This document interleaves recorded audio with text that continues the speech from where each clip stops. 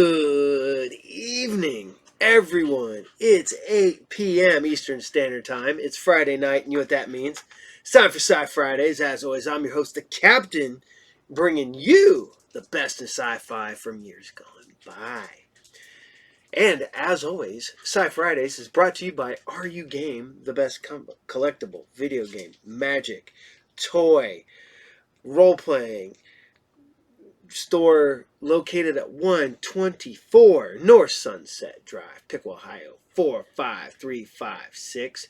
You can find me and Are You Game on Facebook. You can find the Captain on Facebook, Twitter, and Instagram. So, been working on some stuff, getting some stuff ready. Yeah, I'm bringing you the same thing. I've told myself no more big, long Friday night episodes. That episode I did the other day, that was way too long. Went back to it this week. Shrunk it down last week, shrunk it down this week.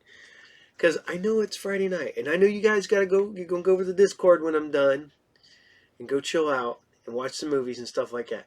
So what I'll tell you is, I'm going to start trying to give you guys some ideas for movies to watch. Maybe. I don't know. If you guys want to, take my advice. I don't know. You can totally not take my advice, because I like weird movies. So, take that as it is. So, the Captain's been having fun, been getting stuff ready, took a vacation. Hope you guys all had a good holiday for you in the United States. I'm not sure what your Labor Day equivalent is outside the United States. Even if you do have one, I don't know. So I hope you guys had fun. We busted out the smoker. We had a big old smoked brisket. It was delicious. Man, one of the best birthday presents I ever got was my smoker. And everybody, me and my wife both love using it and use the heck out of it. So I hope you guys had fun. I did take the week off, so there was no Group Therapy TV podcast, and there was no new episode of my new one, Talk and Roll, which I'm currently booking guests for that one too. So the Captain's always busy. So we're going to give you a go today. We're going to take you back over to ISIS, let you have some fun over there. I don't know, man. It's if you guys want me to mix this up more, let me know. But you know, some of these we only got a handful of episodes left, so yeah. But here's ISIS. This is episode 6, and this is Lucky. "O my queen," said the royal sorcerer to Hatshepsut, "with this amulet, you and your descendants are endowed by the goddess Isis with the powers of the animals and the elements. You will soar as the falcon soars, run with the speed of gazelles, and command the elements of sky and earth." 3,000 years later, a young science teacher dug up this lost treasure and found she was heir to the secrets of Isis. And so, unknown to even her closest friends, Rick Mason and Cindy Lee, she became a dual person. Andrea Thomas, teacher. Almighty Isis. And Isis, dedicated foe of evil, defender of the weak, champion of truth and justice.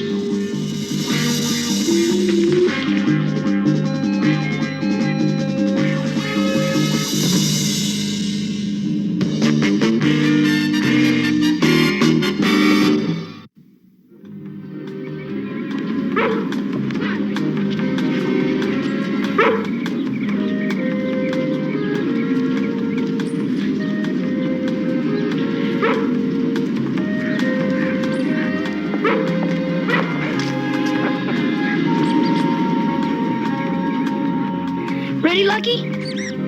Speed, come on.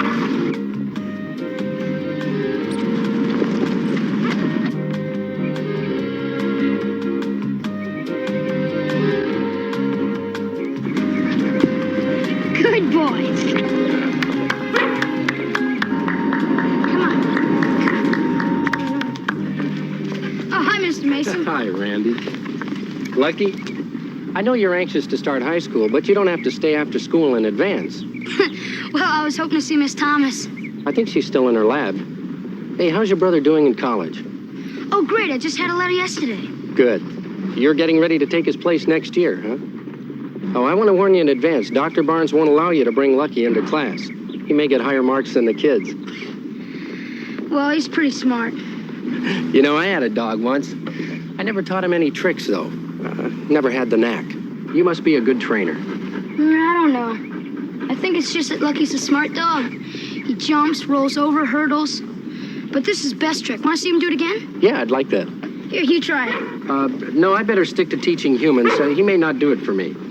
Yes, he will. Come on, try it. Okay, go on. Good boy. I have to go now, Randy. Thank you. We'll see you at the game later. Right. Okay. Come on, Lucky. Come on. Come on. Okay, you stay here and I'll be right back.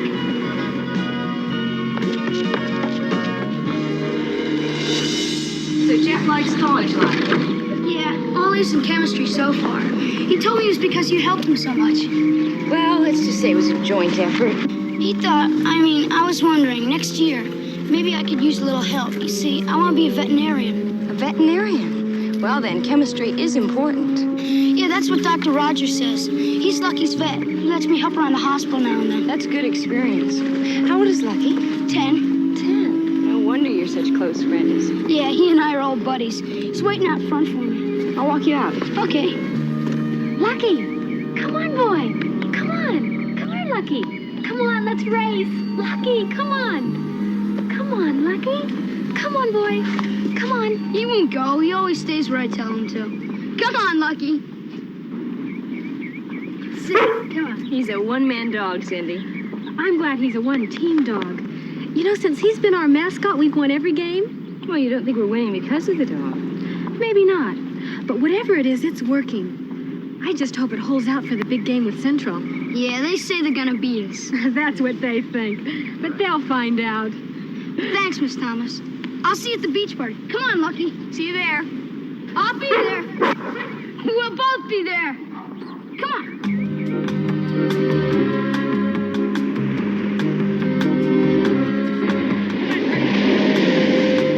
Look at this one. It's a periwinkle. You shouldn't take it with you.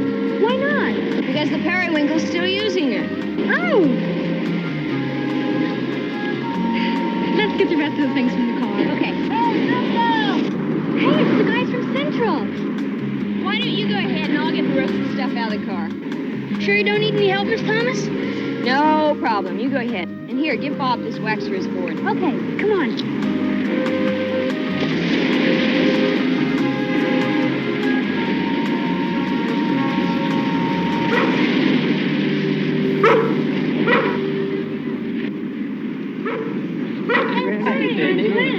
Hey, how's it feel to have the second best team in the league? You guys ought to know. Hey, we've won it every year. This year we've got lucky.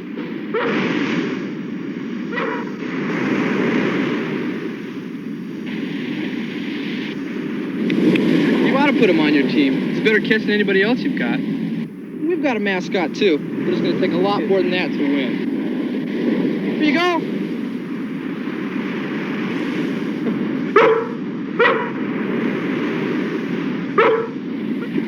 Remember, numero uno.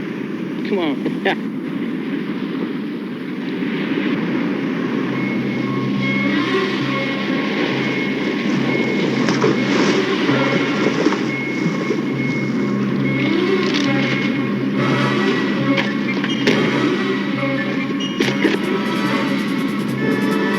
It's Randy! Must be caught in the undertow. By the ice.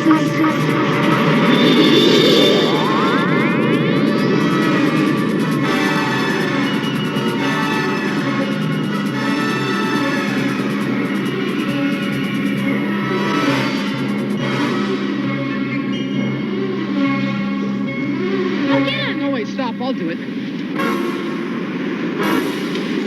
Run! It's ISIS!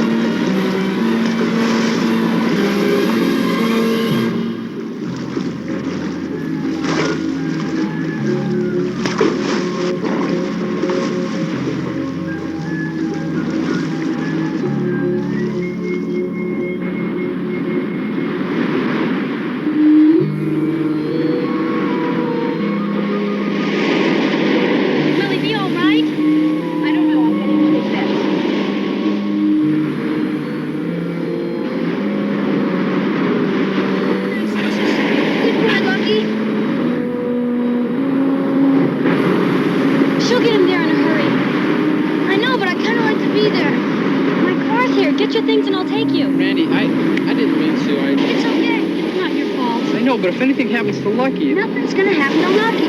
Dr. Rogers will fix him up. I know he will.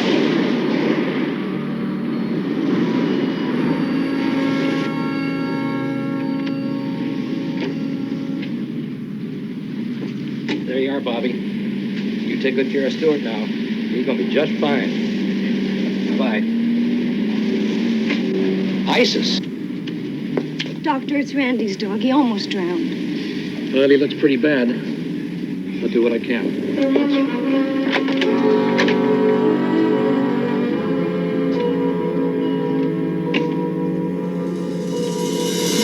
I wish I'd been at the beach.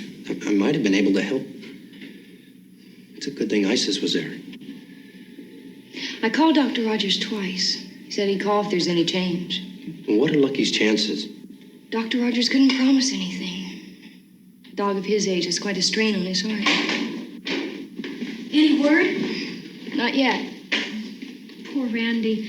When we got to the hospital, Lucky was under sedation, so Randy couldn't see him. He's really worried.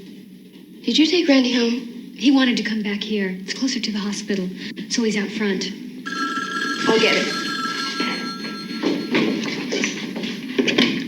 Ken Ladd, Miss Thomas. Yes, Dr. Rogers. I see.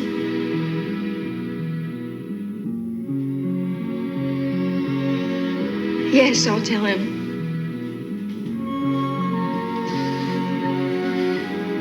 Okay. Thank you for calling, Dr. Rogers. Lucky.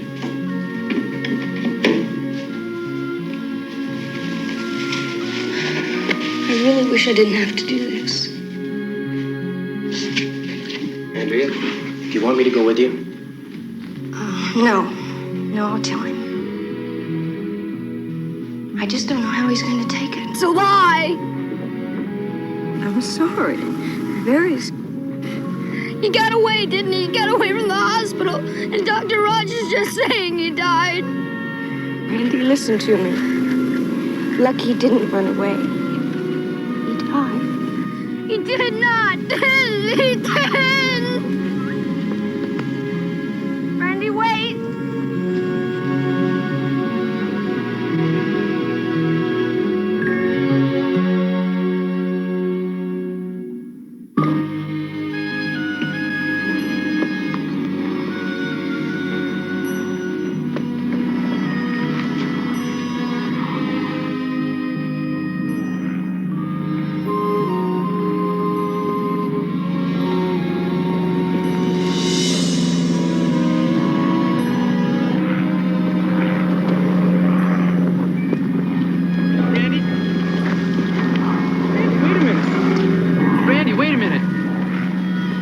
Your dog.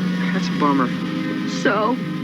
Well, I mean, I know how you feel. You don't know anything about it.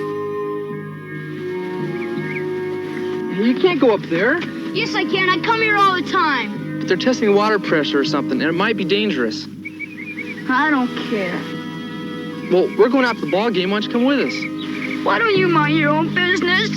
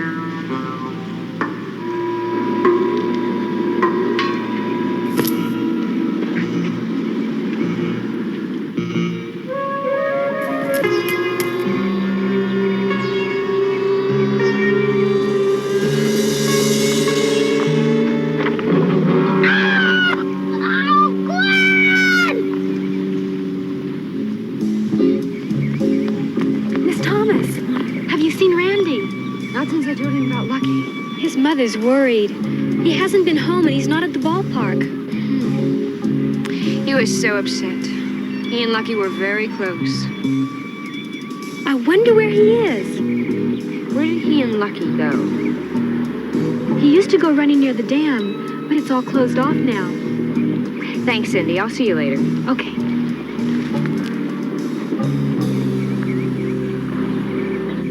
Mighty Isis.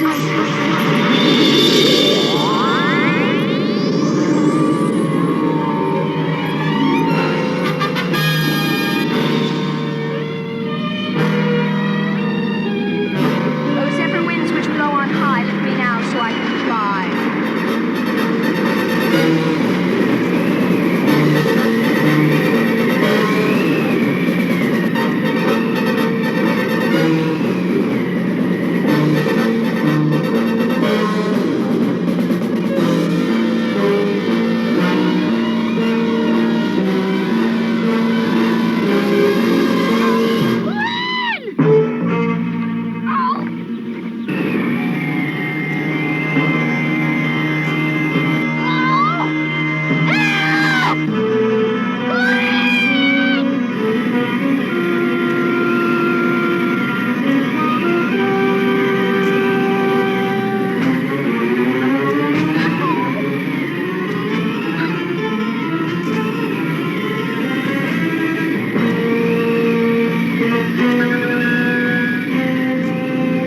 Ice is here!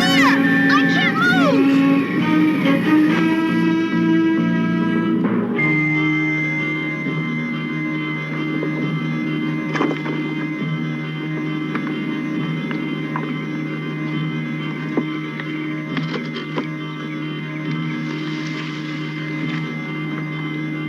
Hold still. Hold out. Come on. Let's go.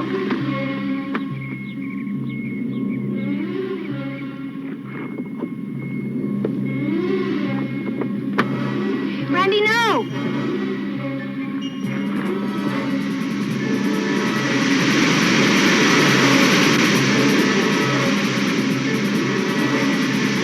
Oh, mighty water flowing fast. Stop your motion now. Hold fast. Hurry.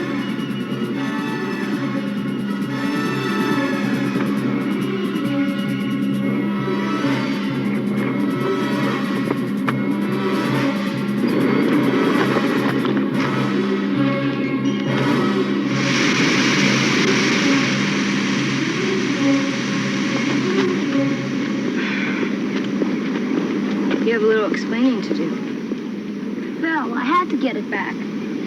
Lucky's leash? He's dead. And it's my fault. He was helping me. He wouldn't have died if I... You shouldn't blame yourself. Then why'd he have to die? It was time. Couldn't you save him? No, But you have all the powers. not all. You saved him before. I pulled him from the ocean. No one has the power of life and death. You see, Randy, there's a cycle of life. For Lucky, for all of us, for every living thing, there's a time to live and a time to die. Do you see that flower? No. I'll show it to you.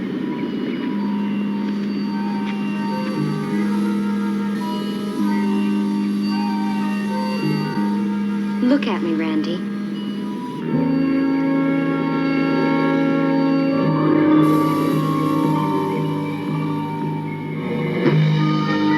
How lovely it is. We'd like it to last forever, but that can't be. That phase of its life is ending, an ending and a beginning.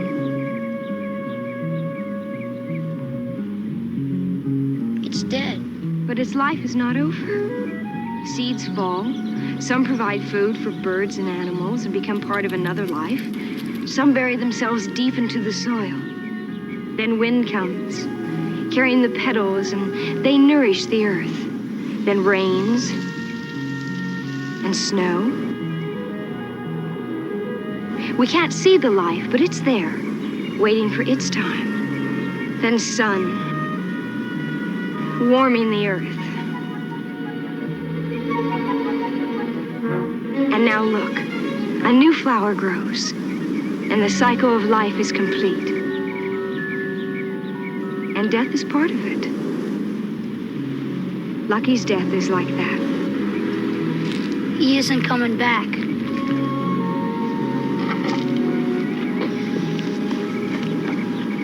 No. But remember, life has passed on. I'm sure gonna miss him. I know. Everyone will. Especially the team. They don't need him. Maybe not. They sure were counting on him. You know, I'll bet they're getting ready for that big game right now. Kinda nice if you went over. No, I'm not on the team, you know. I just went along to hold Lucky's leash. I couldn't go. It's your decision. But think it over. They sure could use your support.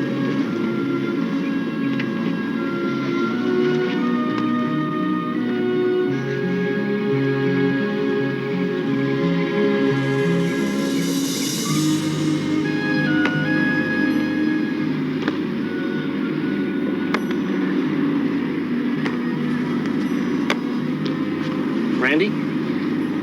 You want to watch the game? I don't much feel like it. Hey, Mid-City!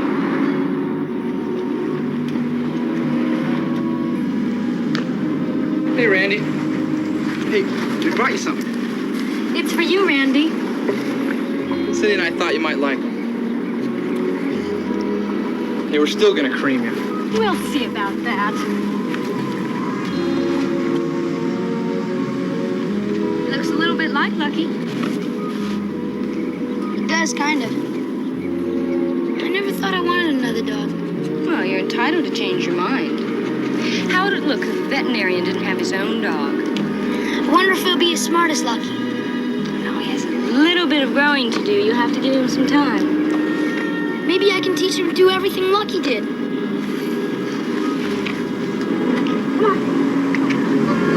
Come on. Maybe I can teach him to catch a ball like Lucky. I wouldn't be a bit surprised. Here!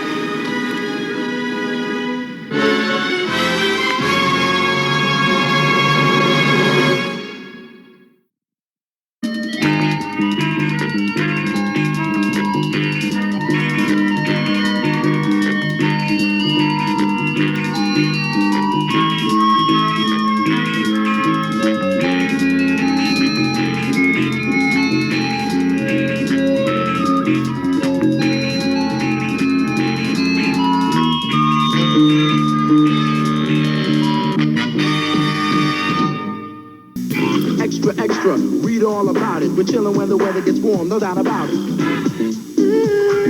To be cool and be somewhat respectable, pick up Pepsi in these hype receptacles. Cool cans are coming, so don't be afraid. And if you get lucky, then you might get paid. So yo, stop kicking, your pace better quicken before they run out or the clock stops ticking. Really, I'm not kidding.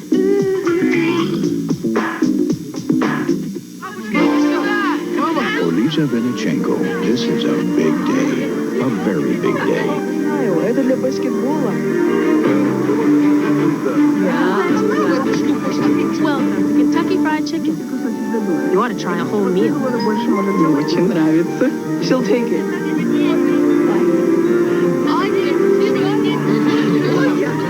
Today, Lisa Vinichenko is getting her first taste of America. Alright, hope you guys are still digging ISIS, because we're staying in the Filmation verse. Also, Autumn, if you have a little bit of information for what's about ISIS, let us know. Because we're going to give a little bit of information for, or give us a little information for Space Academy, because that's next. You know, everybody always says, you know, wish they had more monkeys. Maybe I should see if I could air a Lancelot link. Except for that's just weird. I remember even being a kid being weirded out by that show. Chimpanzees run around dressed like people. Put peanut butter on their gums like they did to horses. Get them look like they're talking. Just something inherently wrong about Lancelot Link. And I just don't feel comfortable airing it. Maybe I'm wrong. I don't know. But it's just so weird to me. I know it's getting off on Lancelot Link when I'm talking about Space Academy. But no, there was a chimp in one episode of Space Academy. So they loved having animals in 80s television shows. I mean, you know, we talk about Tech War. dude was a BJ and the Bear. He ran several seasons in a semi-truck with a monkey. That's what I'm saying. Or a chimpanzee. That's not a monkey. That's an ape. That's a great ape. That's a chimpanzee.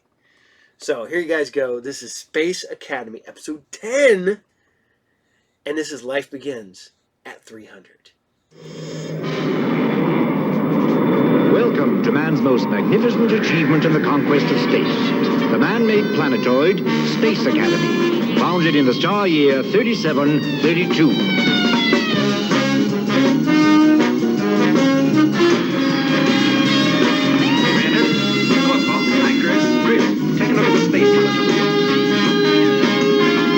Here we have gathered young people from the farthest reaches of all the known worlds.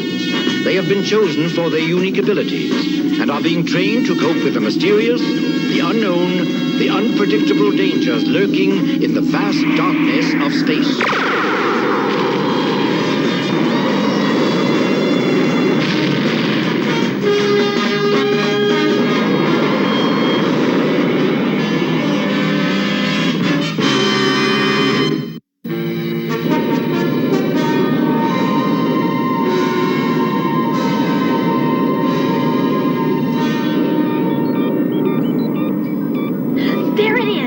Look at that indicator go.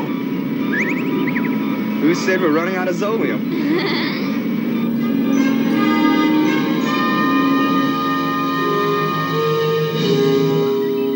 We're in luck. That baby's a Zolium mine. Looks like we found all we'll need to regenerate our life support badges. Wrong. Too much Zolium will make our life support system unstable. True, but Zolium is never found in that higher concentration. I don't suppose you ever read Stanley Crane's paper on Zolium distribution. No, I haven't. I would think that in your position you would want to keep up with new theories. Gina! Adrian, Gina does know more about Zolium than any cadet at the Academy. Prepare for landing. I'm on my way.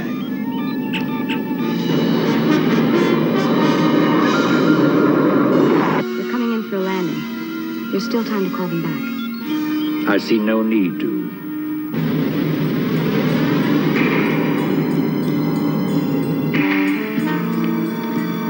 Sure wish I could have gone with them. Lucky you didn't.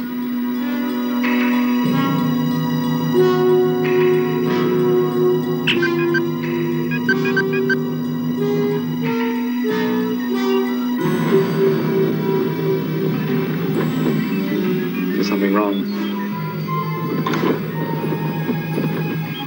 Paul's life support badge is failing.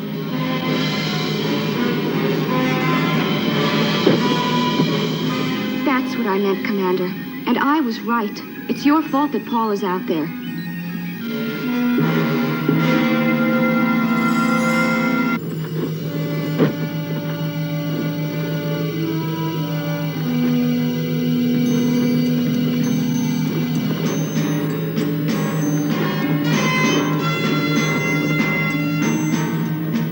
We've got to get Paul inside and fast. You will both stay inside. That is an order.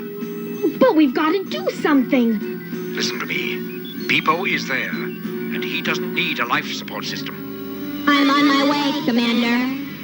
Ready, willing, and able, as usual.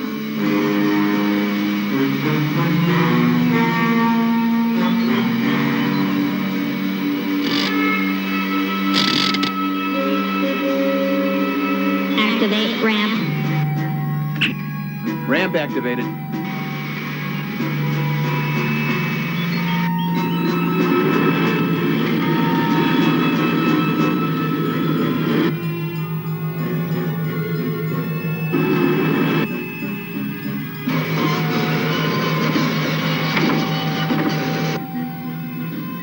You were right, and I was wrong.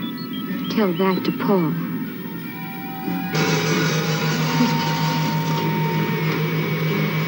Hang on, Paul.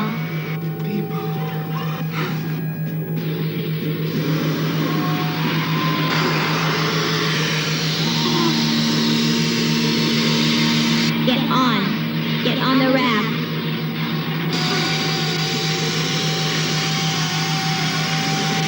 Come on. Paul, get on the raft.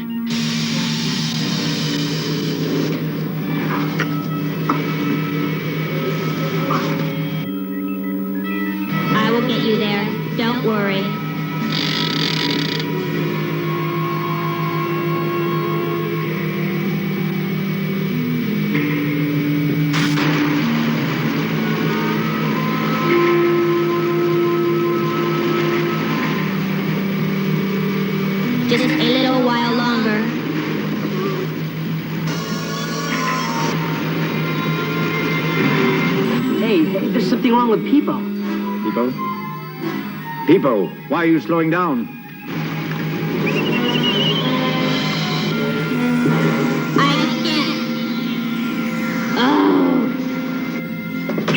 Laura, you stay here.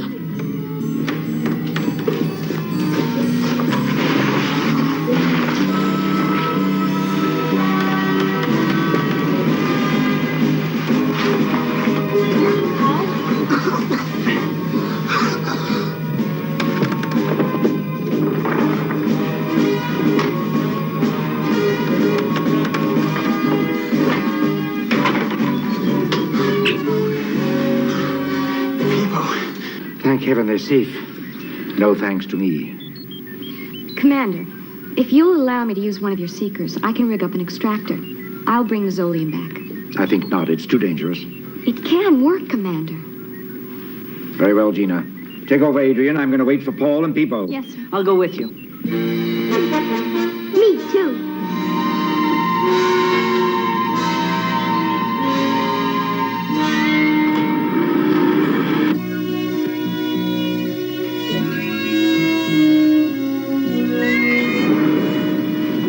Commander. How are you, Paul?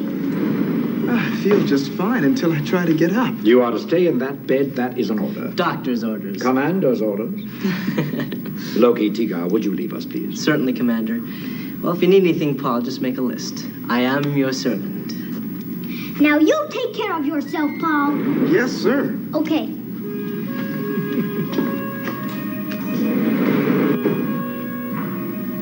I'm sorry, Paul. It should never have happened. It was entirely my fault. No, it wasn't. There's a very old saying, you can't teach an old dog new tricks.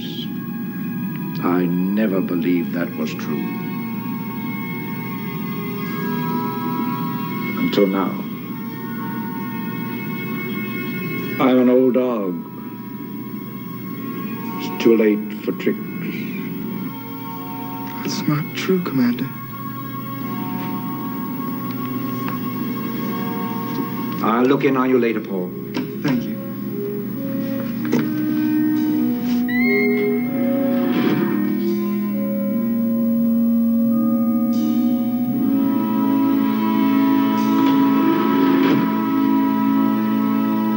Commander?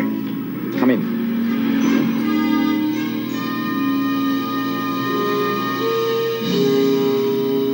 You really have some antiques. Yes. And I'm one too, in a manner of speaking. Chris, I've asked you to come by because I want you to do something for me. Anything, sir? I have a letter I want beamed back to Earth on the next document transmission. Yes, sir. It's a letter of resignation. Commander, no. I've made up my mind. I can serve the Academy best by resigning my post. Now, please leave me.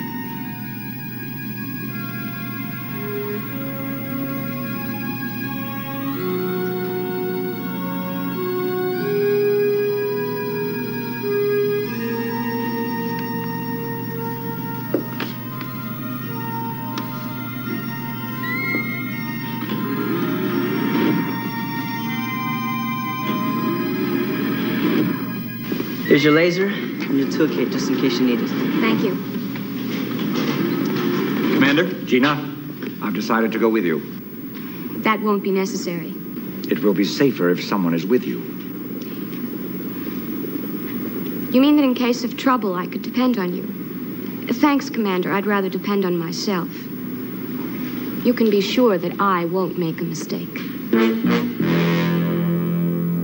Have a safe trip, Gina.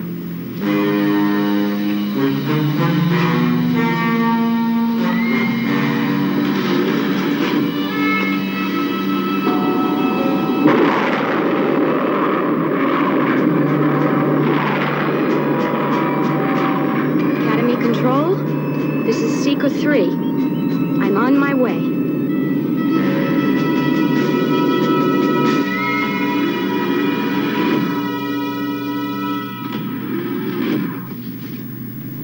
Hello, old friend.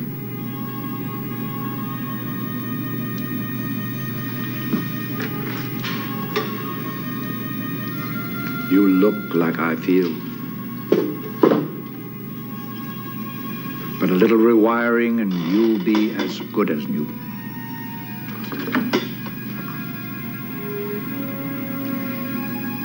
I have a big decision to make. A hard one. And a sad one. I'm 300 years old, people. Oh, I know. The slowing down of the aging process makes me a unique case, but I'm just not the man I used to be.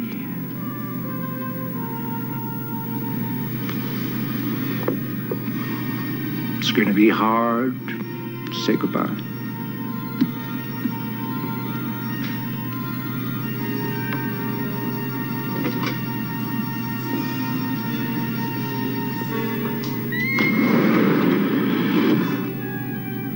Dear old friend,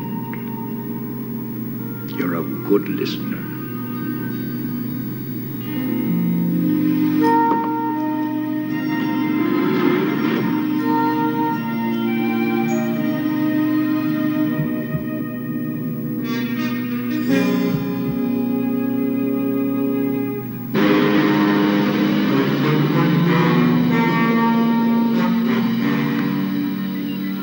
Gina's almost there, Commander. She's just coming in for a landing now. Good.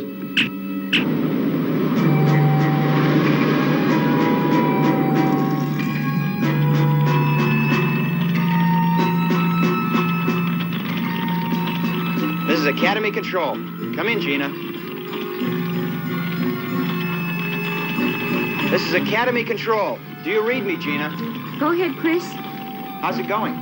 You won't believe this. I've got the extractor going full blast. Already. At this rate, we're going to have all the Zolium we need in 2 hours.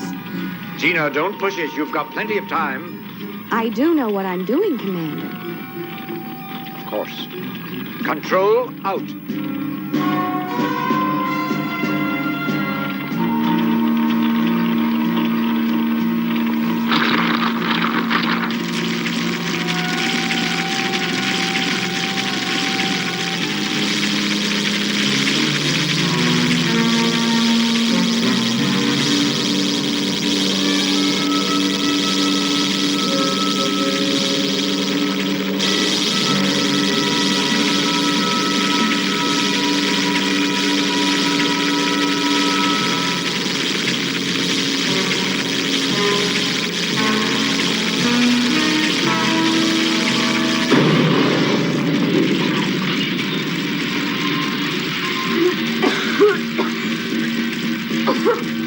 Hey, Seeker 3's losing pressure. I think there's a hole in the extractor. Gina's in big trouble. Gina? Gina, do you read me? Gina? Gina, come in, please.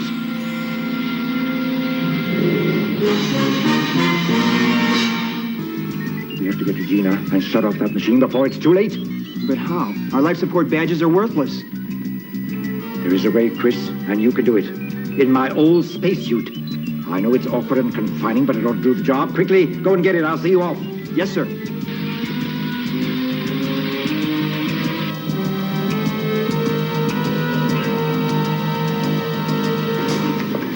Well, here it is. Here, let me help you put it on. No, Tigar. I'm not going.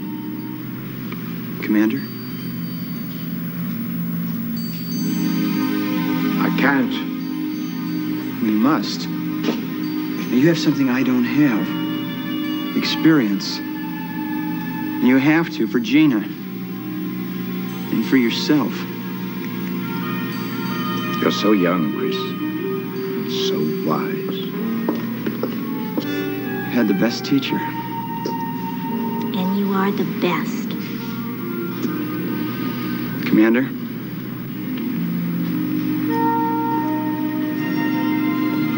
Thank you.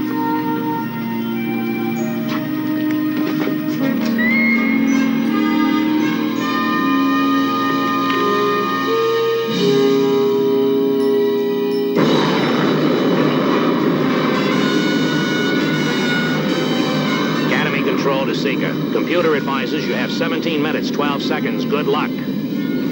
Thank you. Seeker out.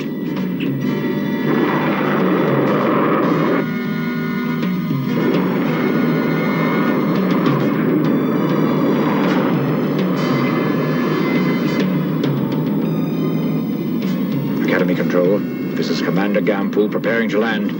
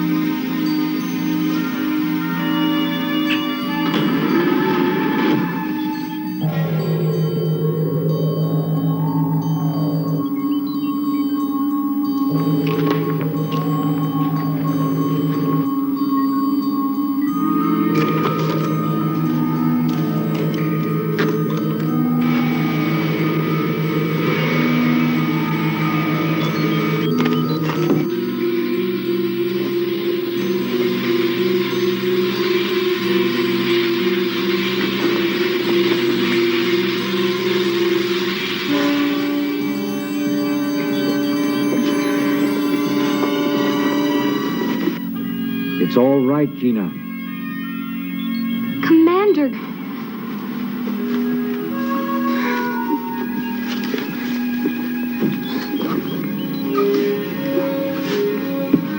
I'm bringing Gina out. Attaboy, Commander.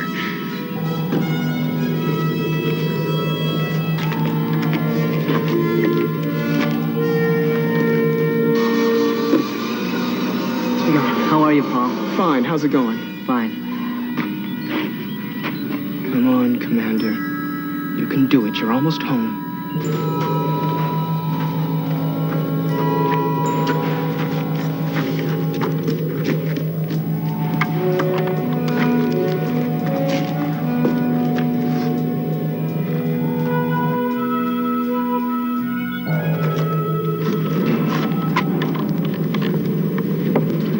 Chris, the lever's jammed. We've got to help him. How about telekinesis? Not from this distance. We've got to try it. Maybe with the Commander's help. Commander, let's try telekinesis. I can't do that, Chris. Not alone, but together we can. Join hands.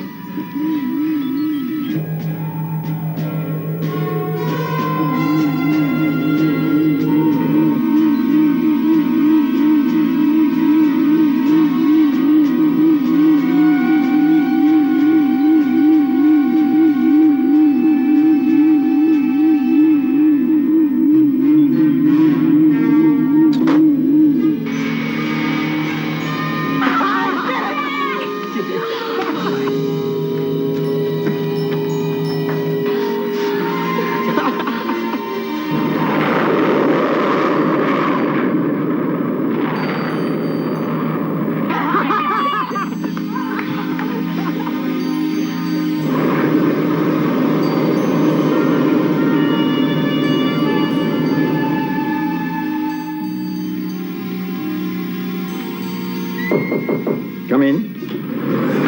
Commander, Gina wanted to see you before she left. Yes? Commander, I learned a very important thing today. Theories are fine, but what saved me out there was experience. Thank you, Gina. I learned a lesson, too. We all need the experience of age, which I have. And the exuberance of youth, which you have. Thank you, Commander. Chris, please stay.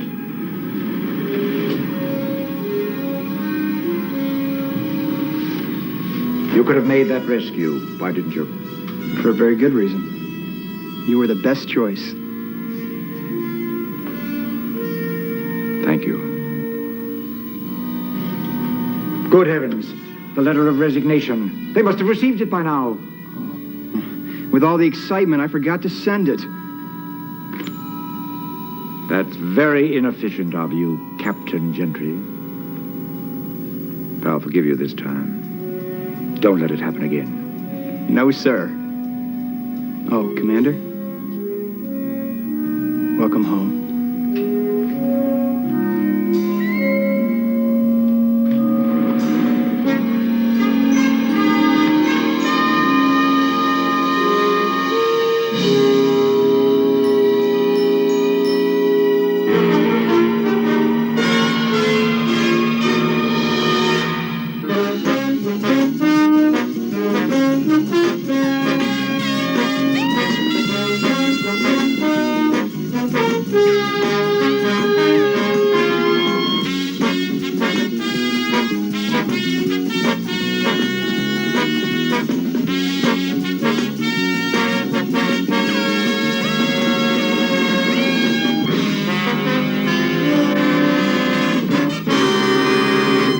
Okay, don't move. You're about to witness an historic event.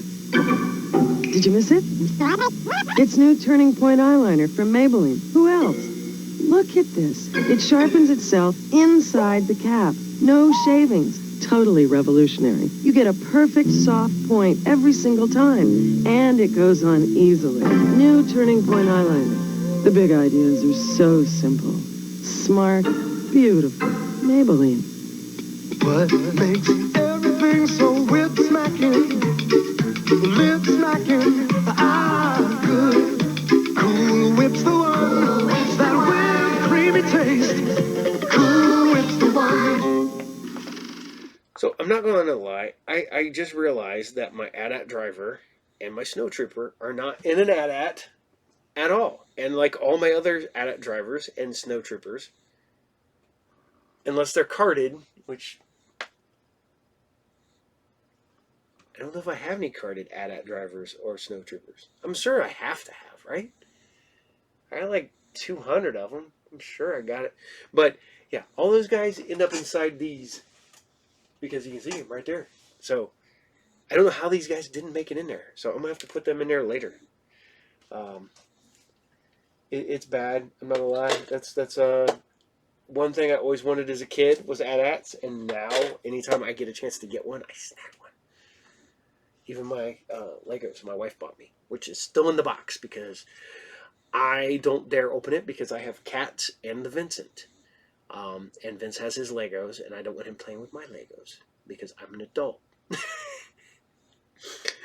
All right. Hope you guys still dig Space Academy. I know it's a pretty good show. I mean, yes, you know, freaking Dr. Smith's hair is just... Wow, that's distracting, isn't it? It's just, you can't, like, not see it. It's like a car crash. You're just like, what is that here? Is it real? Is it fake? It looks like a helmet that could go, like Darth Vader's helmet. So, we're going to cruise on over, stay in space here. We're going over to Amish in space! Kind of like pigs in space, but not quite. That's right. We're bringing you more StarLost. You know, we always joke around about Harlan Ellison hating this. I'm sure Harlan, if he knew I was airing this, he would probably message me and scream and yell at me about it. Because that's just the way he was. I mean, although I met him, only hung out with him the one time, and you would have thought we were best friends. Super cool dude. I don't care. He's a grumpy old man. I'm turning into a grumpy old man, so I don't care. I understand. So, this is StarLost, episode 11. The giant Earthship Ark, drifting through deep space over 800 years into the far future. Its passengers, the descendants of the last survivors of the dead planet Earth, locked in separate worlds, heading for destruction. unless 3 young people can save the StarLost.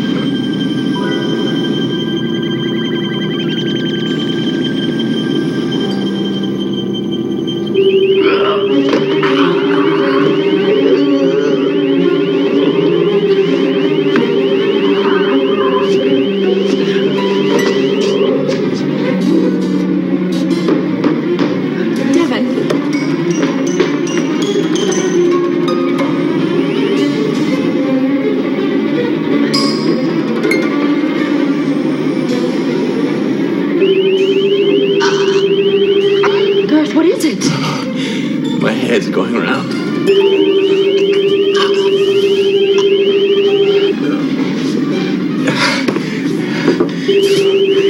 How do you open the iris? There's a control panel there.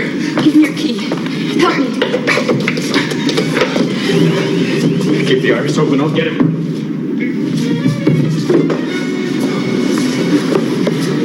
You've got to get medical help for him.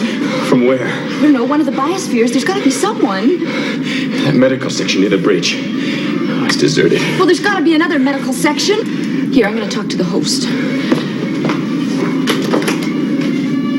Can I be of assistance? Yes, Devon's hurt. We need medical help, please. State specific position of injured party. We're in the sonic computer sector. Is there anyone who can help? Message will be relayed to authorized personnel. No, don't go away, please. I need to talk to someone, a human being, not another machine.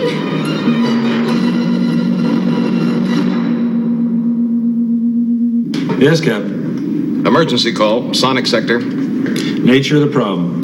Unstated. Very well, standard procedure. Docking procedure, fixed course. Sector M16, dock port 12. We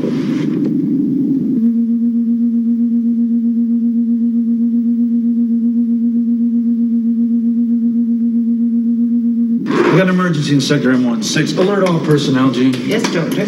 Will you be needing me, Chris? No, I don't think so, Mark. Come on, Gene.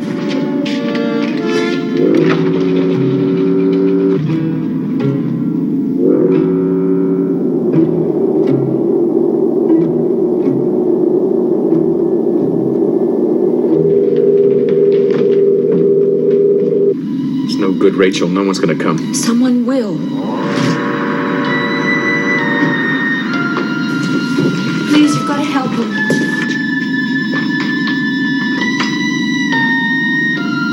The vital signs are down 3.78. Let's get him up. Treatment center, start. Where are you going to take him? Medical module 7. Where's that in the arc? It's not in the arc. What happened here? If I hadn't gone poking in that chamber, Devon would never have gotten hurt. Sonic debilitator is supposed to destroy microorganisms, not people. Destroy? He was only in there a short time. Well, that's all it takes. Come on, let's see if anything can be done for him. Garth, is it? I'm Dr. Jean Pelletier. I think you better come along. That girl's going to need you. After what I did to Devon, Rachel won't want me anywhere around. Who got him out? I did. Then you may have saved his life.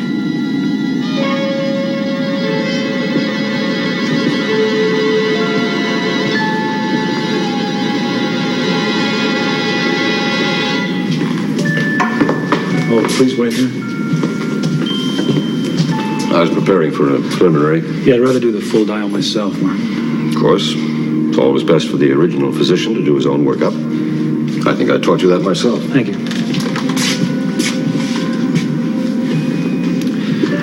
Please record these readings. Prosencephalon, 662-57331. Diencephalon, 664-72115. Telecephalon, 665-43992. Mesocephalon, 664-72592. We're learning the exact extent of the damage. How bad is it? We won't know for sure until all the figures are codified. Chris will tell us soon. Try not to worry. He looks so pale. He's had an enormous shock to his system. How do you know that? I have some knowledge of the figures. Anything yet? Momentarily. I'm expecting some motor damage, possibly labyrinthitis. If you have nothing better to do, Martin, I suggest you monitor the communications console. We do have other patients. Who is that old man? That's Dr. Martin Trask, one of the medical biosphere's most eminent neurosurgeons. Medical biosphere? Come on, we'll talk in my office. Chris doesn't like people diagnosing over his shoulder. You heard how he spoke to his father. His father? What about Devon? Oh, he's in capable hands. Rough, but capable.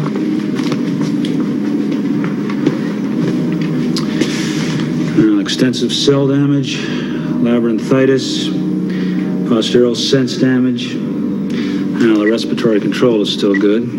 Motor damage is mostly on the left side.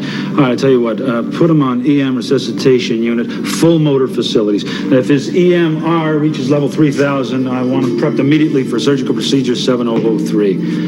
Although I doubt whether he'll recover to operational level.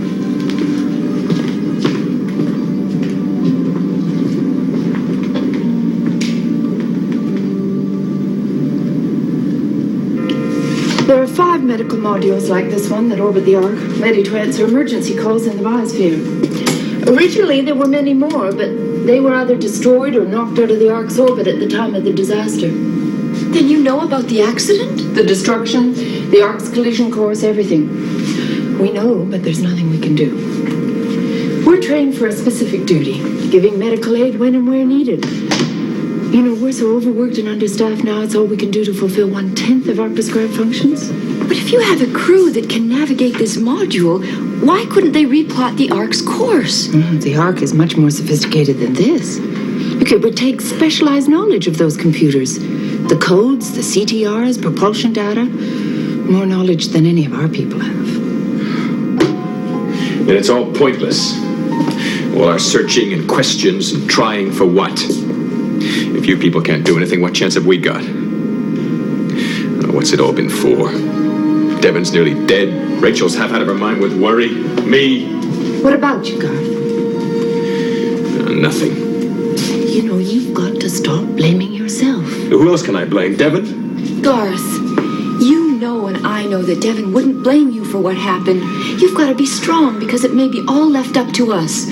If Devon doesn't recover, I can't do it without you. You mean you'd still want to go on?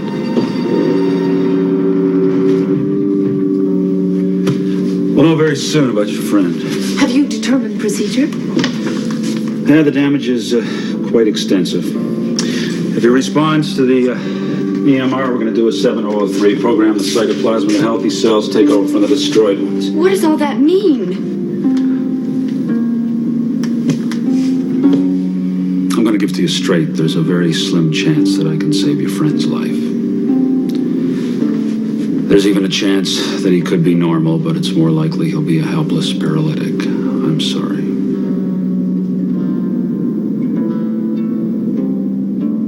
Dr. Trask, medical emergency. Biosphere? No, Doctor. An alien craft.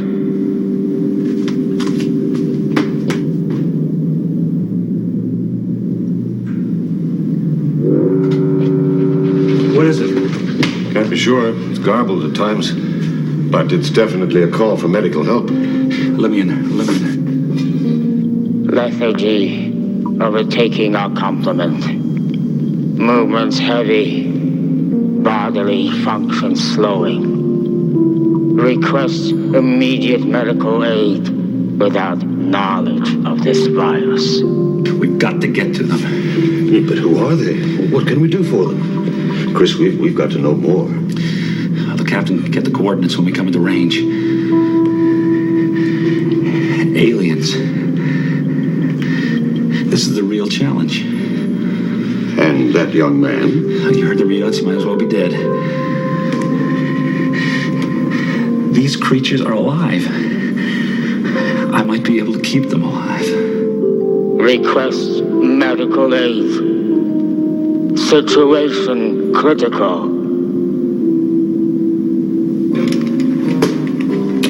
Need specific coordinates. Are you able to comply? Will comply. Stand by for grid map coordinates. We have your coordinates. Computer will analyze for astrogator to plot course. Request information. Re your mission. Galaxy ship Seer. G211 on exploration mission. Galaxy X742 out of planet William. Request same. Re your mission. Medical Module 7 attached to Earth's ship Ark on mission to resettle inhabitants on hospitable planet. Coordinates indicate you are on collision course. Class G-star. Alter course advisory. Unable to do so. Need expert aid, renew coordinates and propulsion data. If medical aid forthcoming, may be of assistance to you. We've established their position, Captain. Good. How soon before we know our situation on fuel and time allotment? It's being fed in now. A few moments, sir. Commander, Galaxy Ship Seer G211, we have your position. Now computing data, read feasibility of reaching you. Imperative you do so. Medical crew here unable to determine factor. Returning you to Chief Medic Dr. Christopher Trask for further consultation. Do you have anything yet? I'll run a check, Captain. The first indications are that it'll be very tight. Can we get to them? We can get to them, sir. The problem is, can we get back again?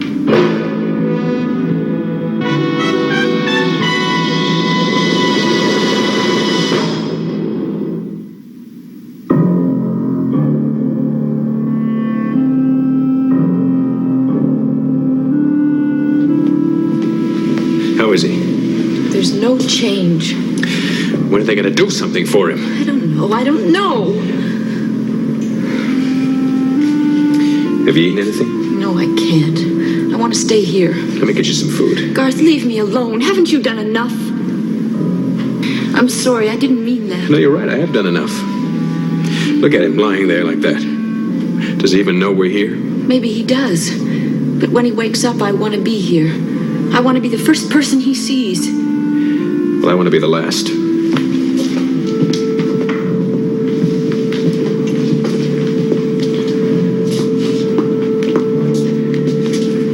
Dr. Trask, is there any hope for him? From what I overheard, you don't appear to have any doubts. I don't know if I'm lying to myself, or I'm just trying to make everyone else believe so I can believe too. Belief can be a strong thing, almost as strong as will. That's the remarkable thing about human beings. They have an enormous will to live. I suppose that's what the Ark is all about. Humanity's survival. This man here, Devon, within all those tissues and fibers, nerve endings, cellular structures, is something no medical man truly understands. That special will to live. I think that's what's kept him alive this long. Then you think he'll be all right?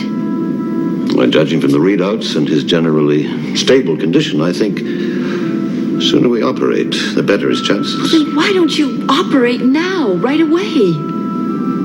Not me, girl. These hands, these eyes. No, it has to be Chris. Well, then I want to see him. I'm sorry. Right now, my son appears to be totally involved with this alien craft.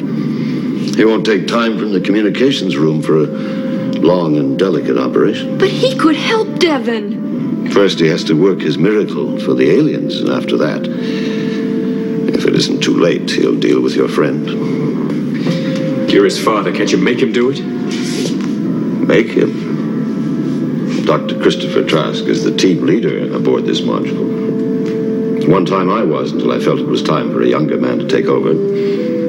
Chris seemed the logical choice.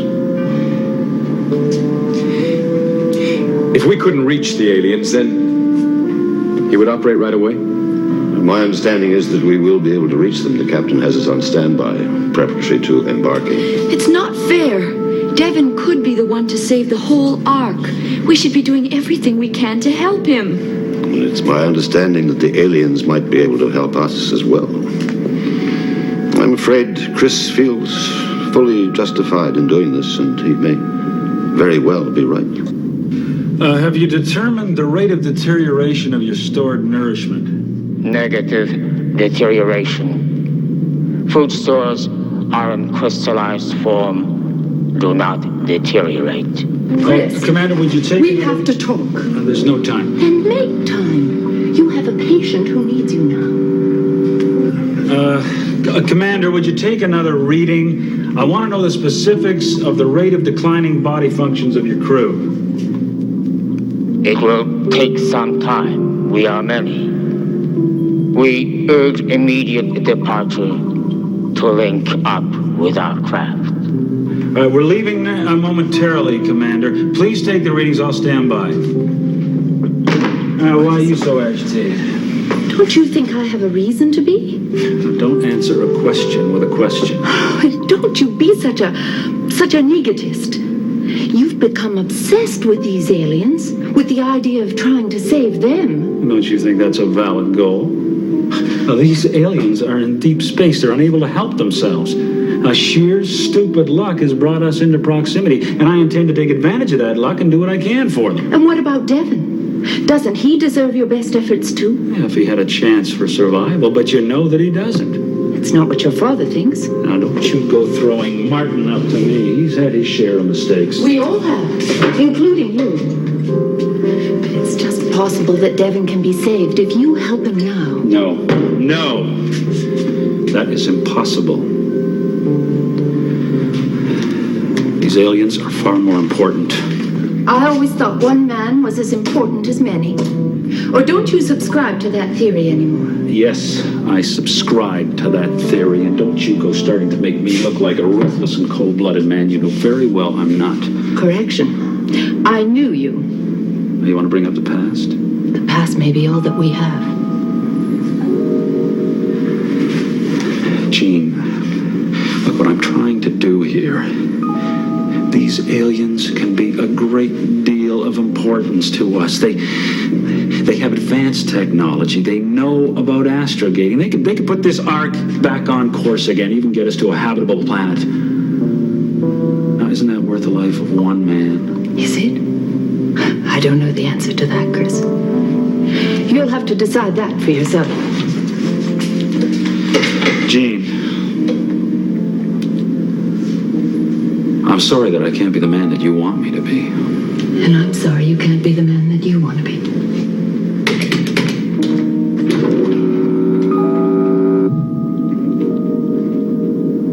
Medical Module 7 on takeoff. Reactors thrusting to escape velocity.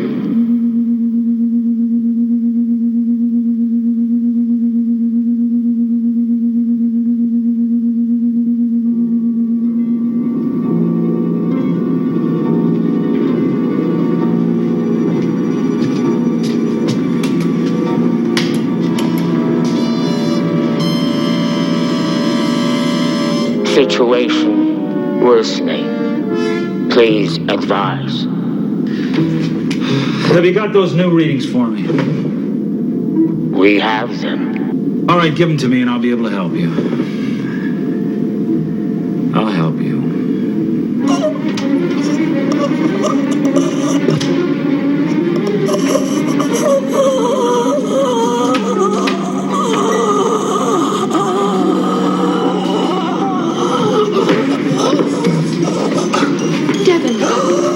Devon!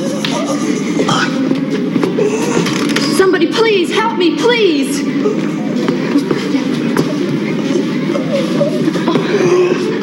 I just fell asleep and he fell off.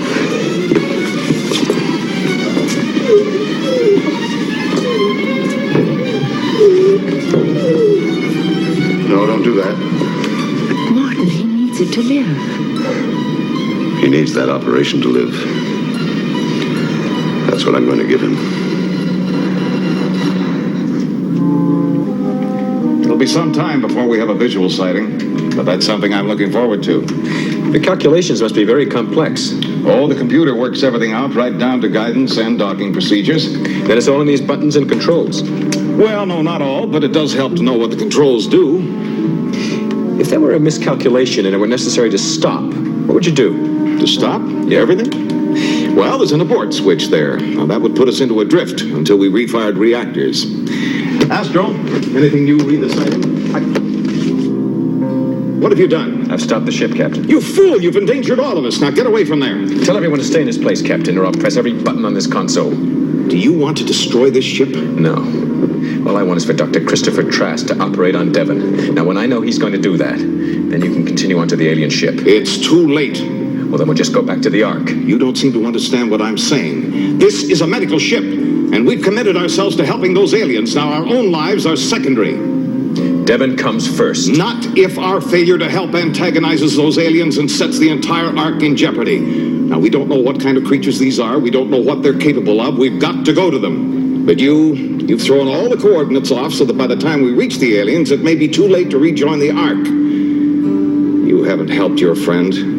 You've doomed him. And all of us. Earthship Ark, Medical Module 7. Our scanner indicates you are drifting. Repeat, you are drifting. Let me talk to him at least. All right, but be quick. Commander, do you read me? We are standing by. We've had an accidental abort. Repeat, accidental abort. Necessary to recalculate course. Do you wish assistance? We will advise. Please stand by. We will comply. Repeat. Urgent you continue on intercept course. The situation at desperate level. Now, do you understand the seriousness of your action? Well, if Dr. Trask had operated on Devon, this wouldn't have happened. That was not in my control. This ship is my responsibility. By the time we're able to reconstruct our course and reach the alien ship, there will not be enough fuel left to rejoin the Ark. You've seen to that by aborting the flight. Captain, what's happening? Why have we stopped? The man Garth aborted the mission. Well, get this ship moving. Those people need us. Negative. We are unable to resume command of medical module. Well, what are you talking about? Garth has commandeered the control console. He says he refuses to relinquish it unless you agree to operate on his friend. Garth, can you hear me? I hear you. Garth, what you're doing, it's wrong. It's wrong and it's dangerous. Your friend, he can't be saved. Do you hear me, Garth? His case is hopeless. I don't believe that. Your father said he can be saved. Now, my father is a senile old man. Garth, you've seen that yourself. I diagnosed Devon. Believe me, he's past saving. Now, Devon is comfortable. He's in no pain, and he's going to stay that way until the end. Garth, do you understand? Devon is going to die. There's nothing that we can do for him.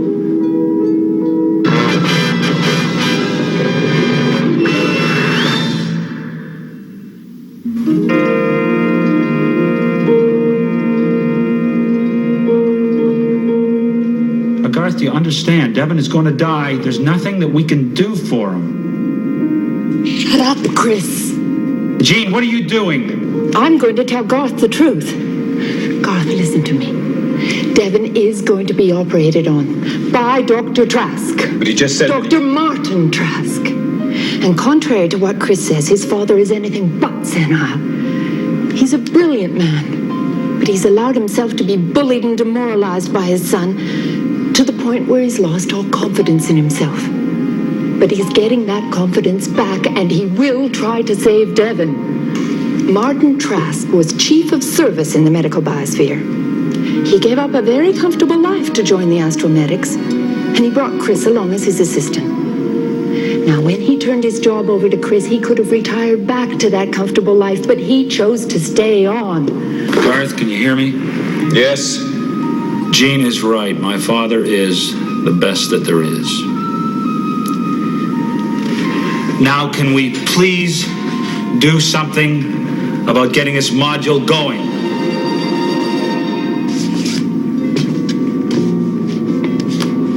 Astro, get new coordinates. We've got to find those aliens. Captain, we may have lost the window for getting back to the Ark. By the time we reach the aliens... Yes, I know that. But maybe we can get the aliens to come to us.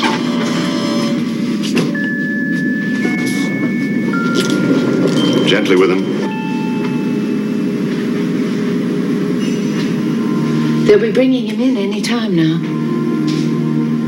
Still feeling guilty, huh? I don't want to talk about it. Why? Afraid I'll talk you out of your guilt feelings? Do you enjoy it that much? What's the difference how I feel? It's Devon that's important, not me. Oh, no, Garth. That's where you're wrong. Yeah, that's what Rachel said. She's right. Look, let me tell you something about guilt. It can eat you up alive. I know, I've seen the effects. Literally as bad in a psychodynamic sense as your friend's condition. I know you're thinking, why didn't it happen to me? Why, Devon? You keep on thinking like that and it will happen to you. Look what you did on the bridge. That's what good your guilt did. Yeah, I guess I should feel guilty about that. Oh, no, you don't. You're not going to exchange one guilt for another. I don't allow my patients to do that. Patience? I keep forgetting you're a doctor, too. I'm a doctor, period. I find out what makes people behave the way they do and try to help them to understand themselves. That's what I'm doing for you, Garth. Trying to help you to see that what happened was a quirk, a chance thing, a stupid accident. Not your fault. Not Devon's fault, not anybody's fault. So go easy on yourself. I'll do my best, Doctor. They said I could wait in here. Yes, come in. Sit down.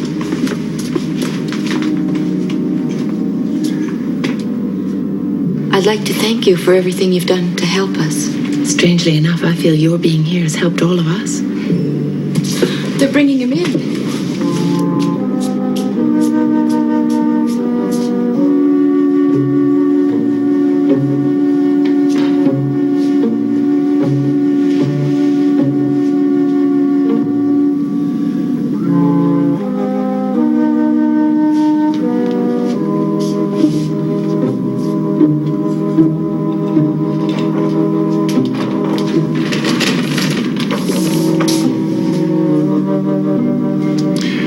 Full readouts on the cochlear and vestibular divisions. Olfactory, vagus, and trigeminal nerves.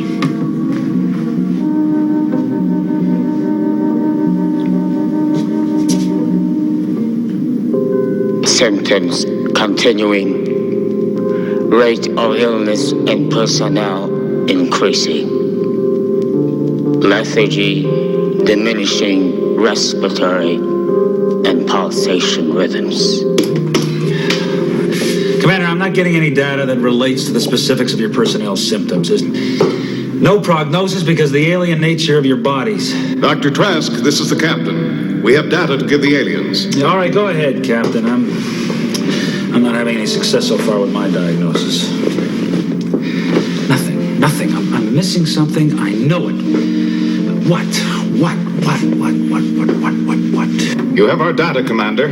Is it feasible?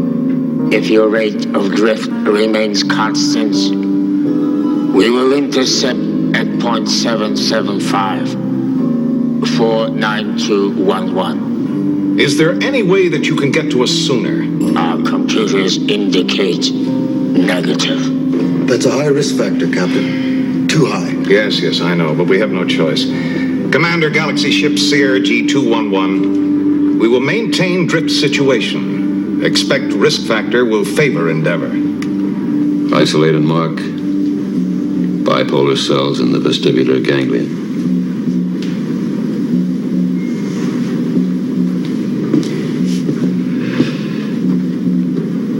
Sector ready for SA input.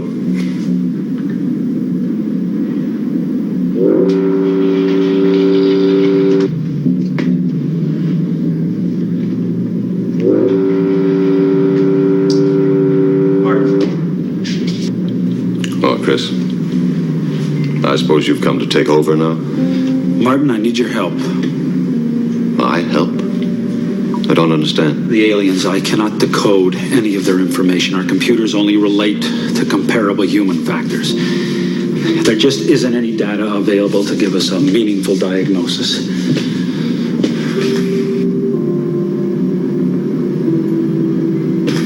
Okay, I'm afraid that my enthusiasm got the better of me. Well, let me confess something too, son. So did mine. I understand what needs to be done here, but... And there was a time when I could have done it blindfolded, but right now, I could do with your eyesight and steady hand. Will you help, Martin? On condition that you take over here for me. Good. I'll see what I can do about your aliens. I always was a fair diagnostician. The best. Martin, you are the best. Some of the information is isolated and marked as extensive cellular damage, with plenty of proximity cells that contain information that should reprogram without too much difficulty. Okay, I will follow your procedures. Now, you better update yourself on the aliens so you won't waste any time going over old territory. Playback will give you a full summary. Maybe you can come up with something, because nothing has activated me. Dr. Christopher Trask, the medical hero of galactic space. Save that young man, and you'll certainly be a hero to them.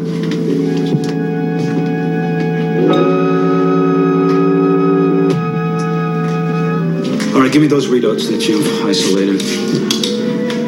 Oh, no, wait a second. I'll just take over where Dr. Trask left off. I'm sure that his data is exact. Chris? Yes. Good luck.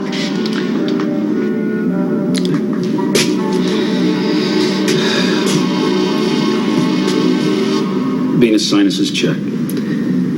Anterior inner cavernous sinus 700225. Something's wrong somewhere. According to these figures, they should be within sighting range by now. It wouldn't take much of a miscalculation to put us miles out of range. We can't depend upon our drift factor being constant. Even the slightest galactic disturbance within our general sphere could affect it. I'm almost tempted to activate the reactors and chance hitting those coordinates. Sir? Well, I'm human, man. I don't like feeling helpless any more than you do. Captain, look.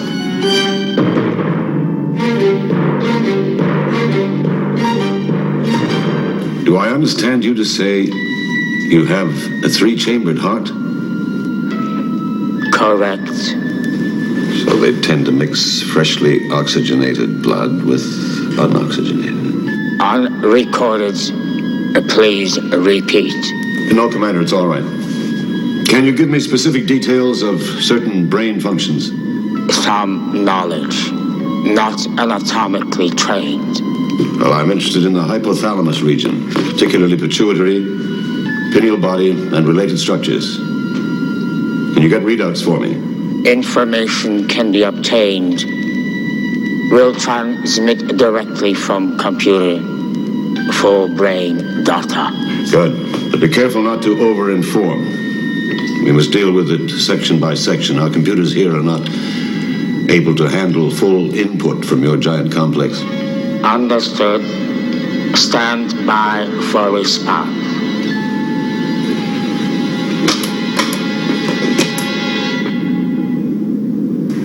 Sphenoparietal sinuses 9226549. Isolated and marked, ready for SA input.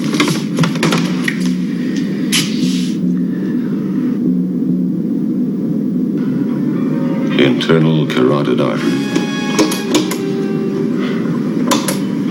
Lateral hypophyseal vein. What is it? What is it? Humanoid in most respects, but with small differences. The key has to be in those differences.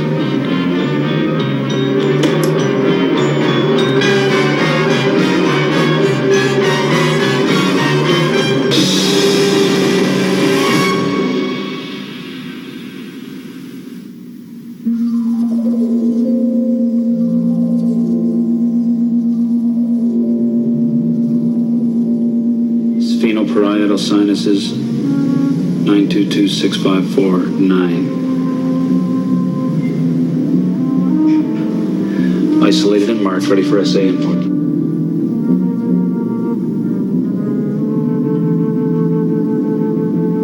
Posterior intercavernous sinuses, 700968.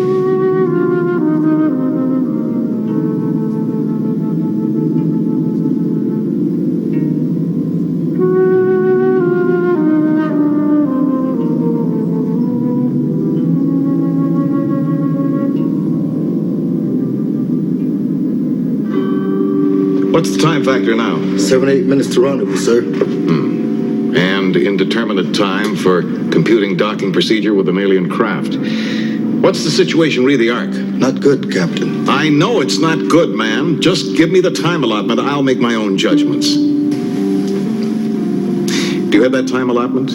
Yes, sir. 94 minutes before the window closes, sir. 94 minutes.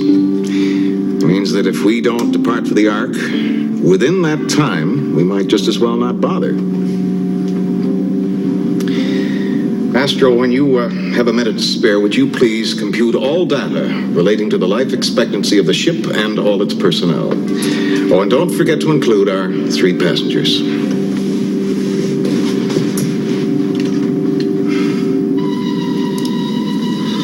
This correction in the lamina quadrigemina. There's not much room to play around in this area. This should take. Why is it taking so long? It's a delicate procedure, Rachel. I don't think they're going to be much longer. Please, why don't you sit down and rest? No, I'll be all right. Garth?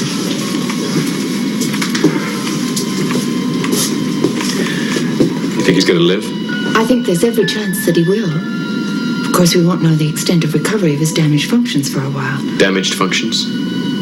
Garth, I think you should be prepared for the possibility that Devon might not be the same again. He might be paralyzed, or his mind might be like that of a child's. I'm just saying that it might happen.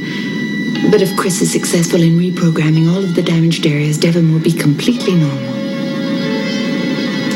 If Devon ends up that way, his mind gone. Be better if he didn't live. Jean, Garth, it's over. Chris? He's alive. All of his body functions read out normal at the moment, but we don't know yet if the reprogrammed cells will maintain constancy or there'll be variables. We'll know when he wakes up. Oh, Gene, any word from Martin yet? No breakthroughs yet, but he thinks he's close to something. Yeah, that's what I thought too. What about the bridge? I haven't heard anything from them yet. All right, let's take this out and bring in the stretch. Commander, I'm trying to establish the exact nature of the virus and the areas affected. I cannot prescribe definite treatment until I'm sure. It could be dangerous to you. We are at point of no alternatives. If necessary, we are prepared to experiment on volunteers. Well, just give me a few more minutes, Commander. If I can't pinpoint it, we'll try blind treatments.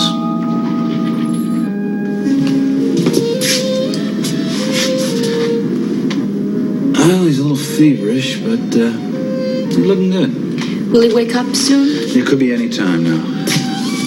You look like you could use a little rest yourself, Rachel. I have to be here. All right, I'll check in on him later. Dr. Trask, thank you. Well, don't thank me yet.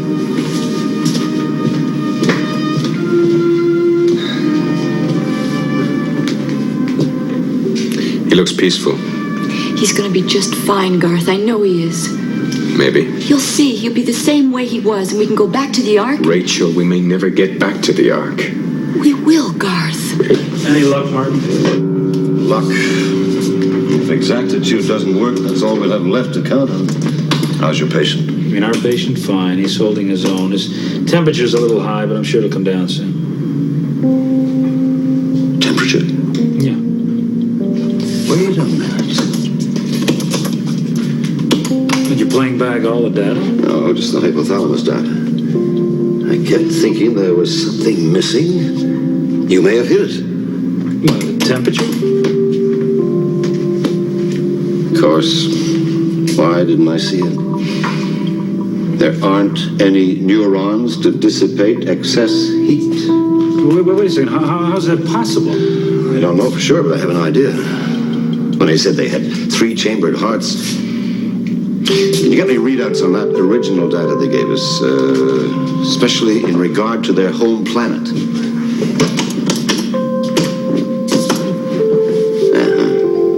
No neurons from the hypothalamus because they don't need them. You know, you're right. There's a constant temperature on the planet, William. They don't even have a concept of heat and cold. The temperature's always the same. So they don't regulate their temperatures because they operate on the basis of behavioral temperature control. Instinctively, when they get hot, they move to a cooler area. When they get cold, they move to a warmer one. They behave very much as reptiles do. Reptiles, 3-chambered hearts, you know it all fits. Look at the data on skin structure. It's reptilian. Oh, if it's a heat problem, then why haven't they instinctively cooled off? How? On Villium, they do it instinctively.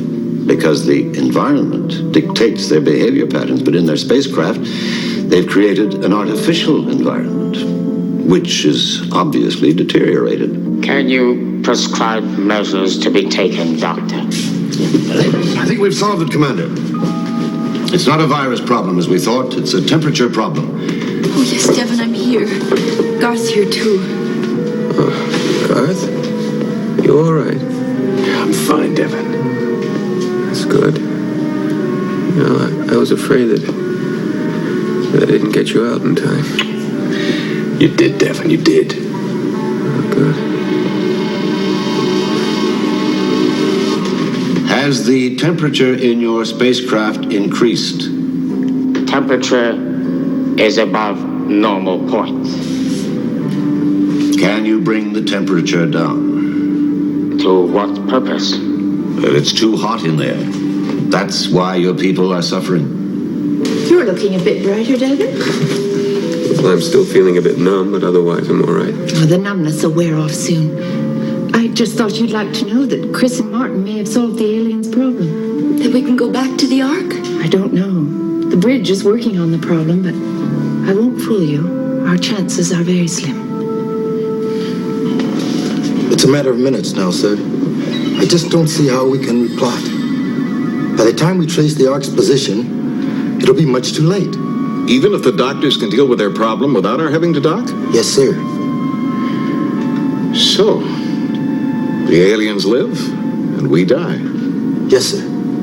Our life support systems can be maintained for 16 full days before we can expect systems failure. May we communicate with ship's doctors? Stand by, Commander. Yes, what is it? Alien Commander, sir. We wish to report treatment appears to have alleviated condition. Noticeable and rapid recovery rate in all but extreme cases. Believe diagnosis accurate, prescribed treatment effective.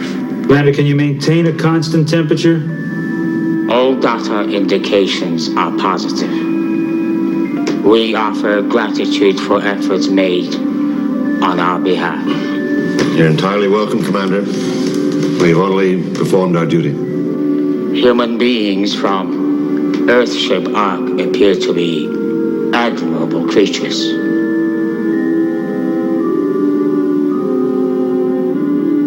Thank you, sir. I would speak with your captain. Our understanding is you will lose a window for return to Mothership due to excessive time delay for calculating coordinates. It's nothing for you to concern yourself over, Commander. Our duty was clear. Indications are you are still within window to rejoin your ship. It suggests immediate departure. Do you wish coordinates?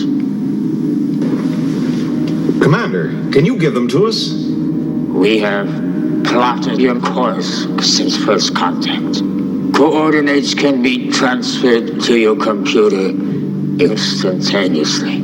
Commander, yes please, and as fast as you can. Stand by for coordinates transfer. Coming through now, Commander. We regret time does not allow for additional aid, recourse alteration for Earthship Arc. Suggest problem be dealt with priority status. Else Earthship Arc. Destruction inevitable. Goodbye, Captain. Goodbye, Commander. We've been honored to help. We're ready, sir. Stand by for reactor start. They're leaving.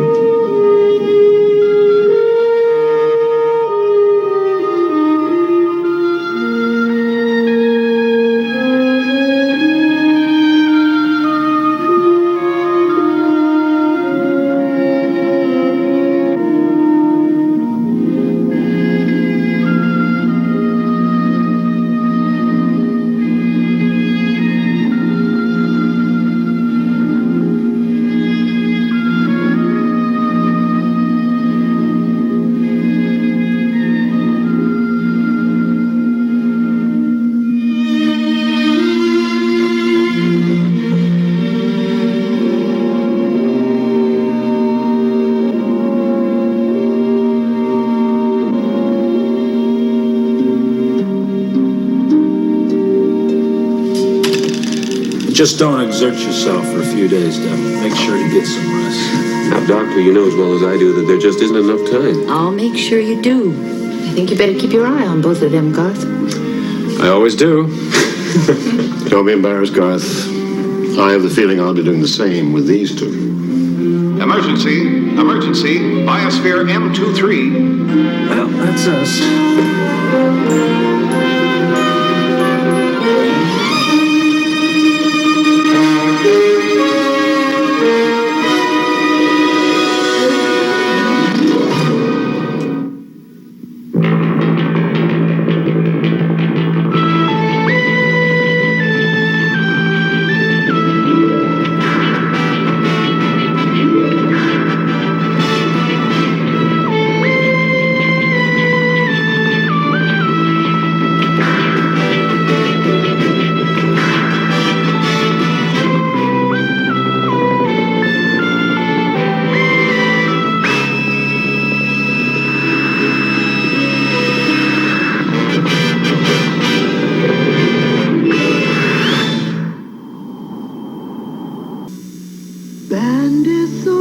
Presenting the elegant colors of Central Bay.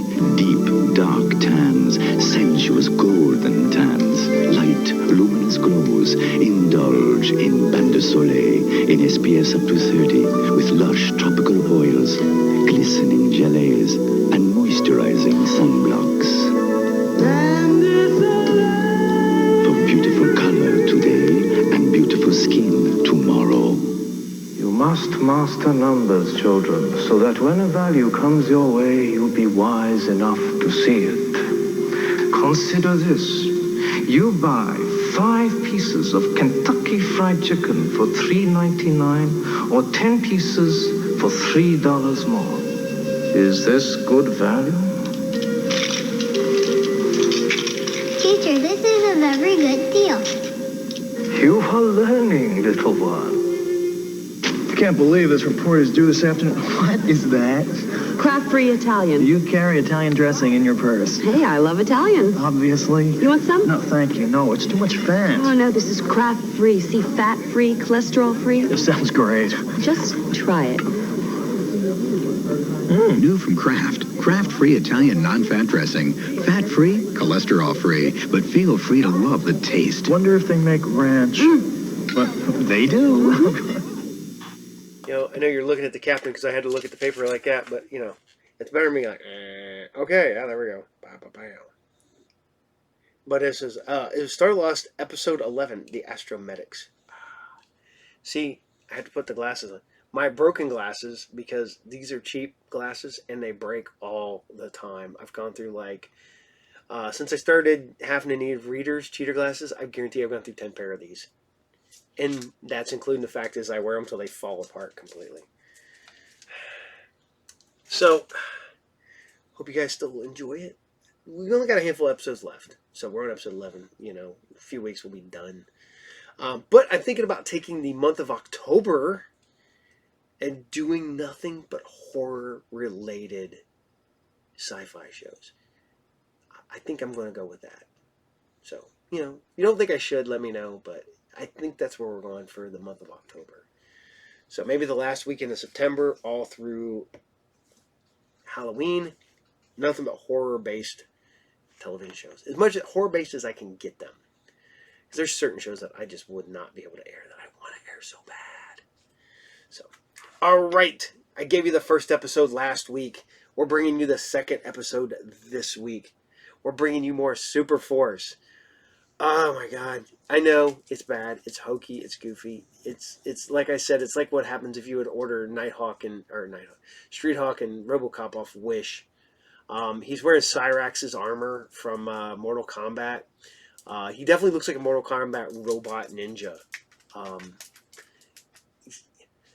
And to be honest, I liked it for the hokiness of it, and it is goofy and it is kind of painful in places, but I don't care.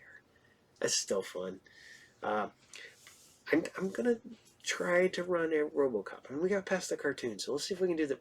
Maybe we'll bring that, because then we can get the, like, you know, if you ordered RoboCop off of Amazon, you would get RoboCop and not SuperForce. Even though the TV series is whacked on freaking RoboCop. This one's from the guy who loves. I have everything. I have all the movies and the TV series over there. So here you guys go. This is SuperForce episode 2. Enjoy.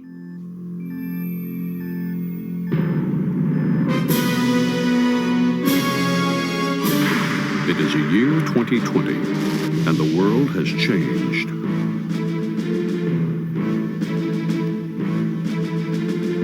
Astronaut Zach Stone has returned from a 2-year mission to Mars.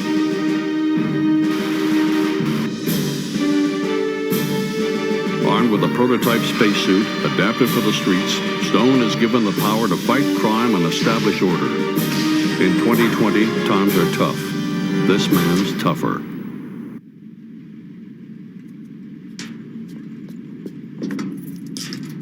Good night, Mr. Valens. It's a shame the paper clothing didn't go over. What can you do? My wife told me it wouldn't work. Henry, she said, people don't want to wear trees. Claire, I wonder, could you walk with me to the Bullet? Oh, I'm sorry, Mr. Valens. My ride's right here. See you in the morning. And don't forget to put in for your overtime. You worked an extra hour tonight.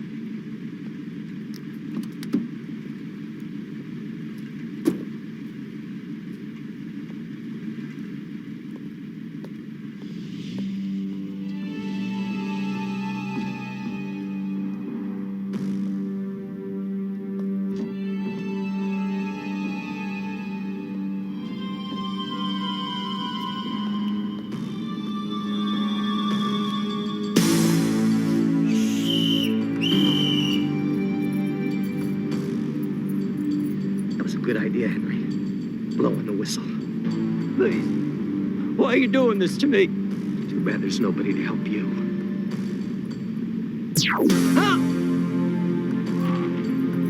Just like there was nobody to help her.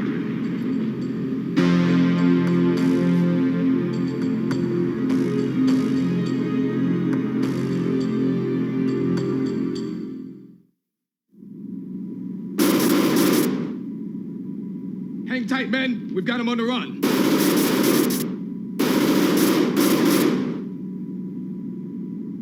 I do wish you could take this a bit more seriously. After all, Zach's life is on the line. The Killjoys from Planet Ewo speak. And I was just getting into it, y'all. Yeah, maybe you should get into it, and I'll shoot the gun. No.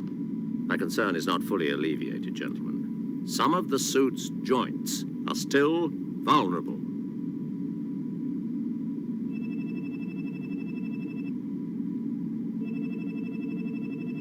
Excuse me.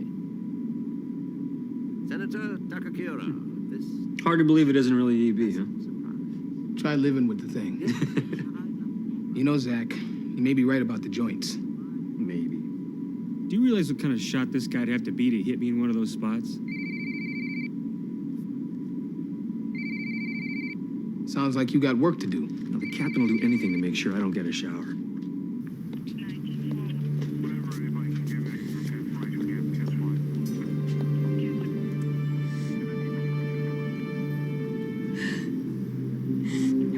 Shocked to find him like that, stretched out on the counter. But when you last saw Mr. Valens, he'd already locked up, right? He'd been very jumpy lately. He said weird things were happening. Scary phone calls. It's been lasered open, just like Valens. By somebody who deliberately left the body as a calling card. But why? Mr. Valens was such a nice man. Why would somebody kill him?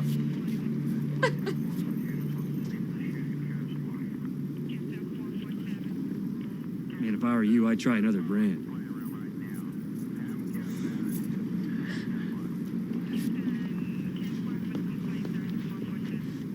Why does anybody do anything, man? Sometimes it seems like it's for just no reason at all.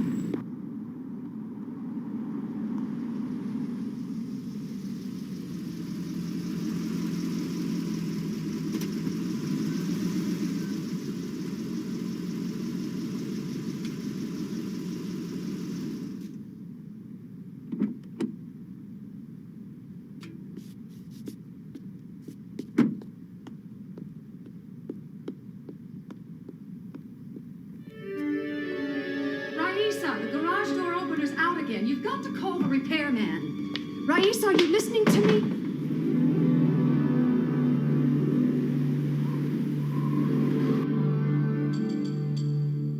Welcome home, Louise. Who are you? Where are you? Go shopping today, Louise? Find any great bargains downtown? Why are you doing this to me? I'm not gonna hurt you, Louise. Not yet. But eventually I will.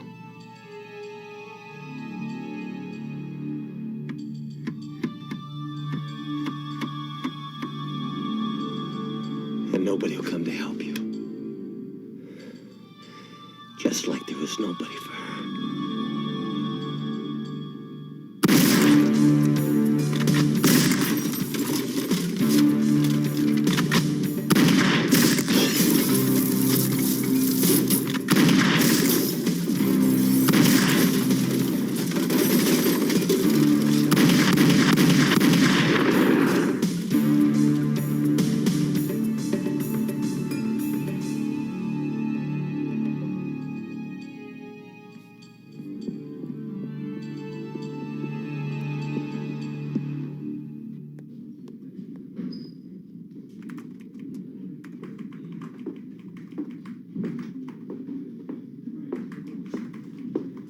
What are you doing here so late? Thought you'd be playing astronaut at some celebrity ball. No, I give up all that Cinderella stuff. Now I'm just a dedicated flatfoot. Daily crime log? I've been working for days trying to figure out why a 55-year-old clothing store owner was terrorized and then fried. You checked the protection racket gangs. Yeah, that wasn't his problem. So I figured I'd see if anything similar's going down in any other precinct. Bingo on the terror part. You don't mind if an off-duty watch captain takes long, do you? Dull night in store, huh, boss? Like my ex-husband said, I figured any night I'm not working is dull. Can't imagine why.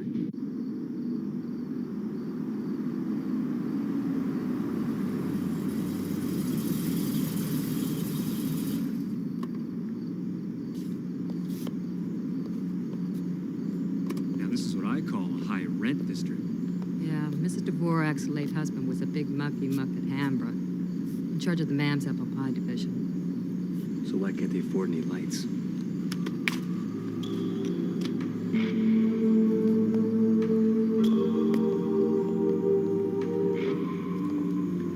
You know, whoever's got the lady of the house scared has got me a tad concerned.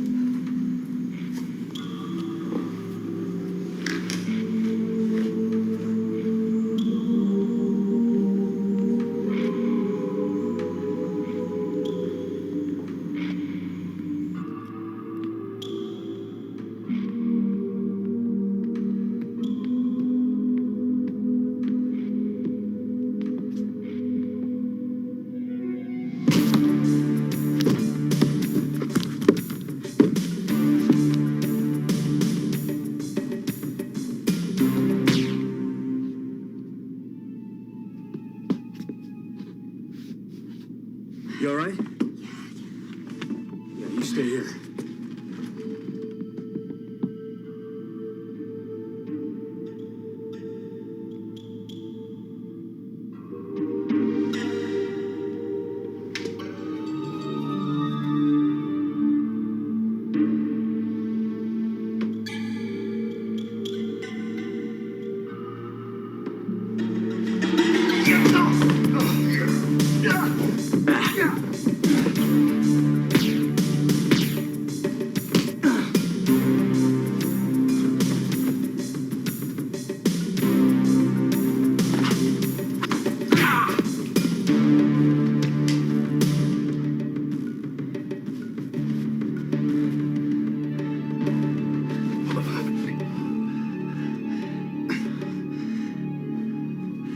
Haven't come for you.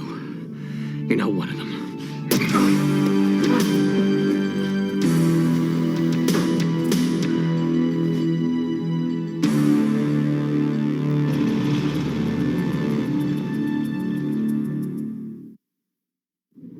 I've been staying at a hotel since this monster, whoever he is, first came around. He was there again last night, waiting for you. I guess he knew I'd be coming back eventually. A woman needs her jewelry and her clothes. This is Dvorak. Have you got any idea what you and the clothing store owner might have in common? Clothing store owner? Henry Valance of Valance Clothing downtown. Oh my God! I was there. The prices are so much lower, you know. I saw that woman. I saw her get killed.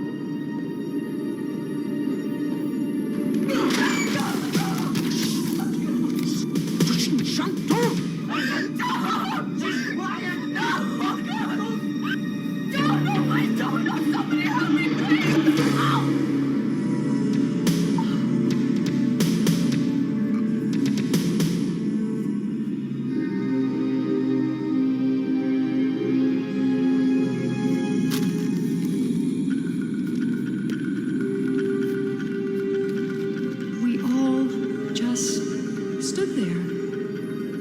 None of us did anything.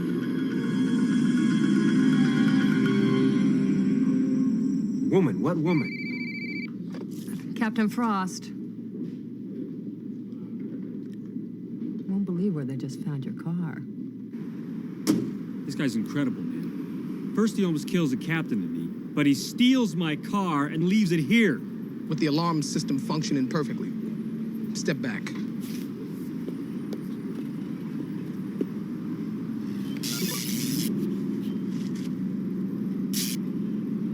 See? What I see is that maybe you don't know your stuff so well after all. Oh, I don't know my stuff. My car is here. Zach, the only thing that could defeat a genuine Hungerford Industries security system is this. A genuine Hungerford Industries disruptor. You make it so only you can break it. That the idea? Sort of. Touch it. You touch it. just full of surprises, aren't you? Can I see that for a second? Thanks. Zach, before Mr. H's untimely change of form, he developed a way to interrupt an electric current without it registering on any internal sensors. Sounds like a crook's dream toy to me. How does somebody get a hold of one of these gizmos? He wouldn't. He can't. He can't? Somebody had to. Mr. H sold it to the Army. You got any leads on this guy? Yeah, I'm about to find that out.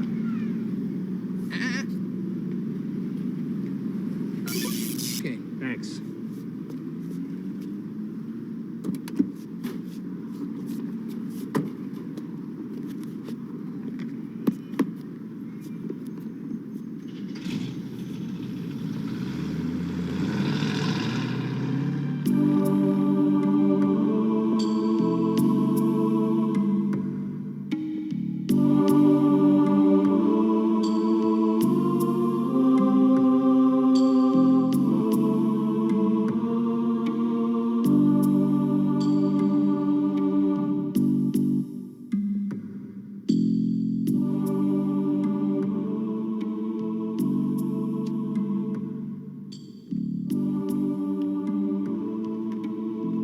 Here, darling. These are for you. I know how much you like flowers.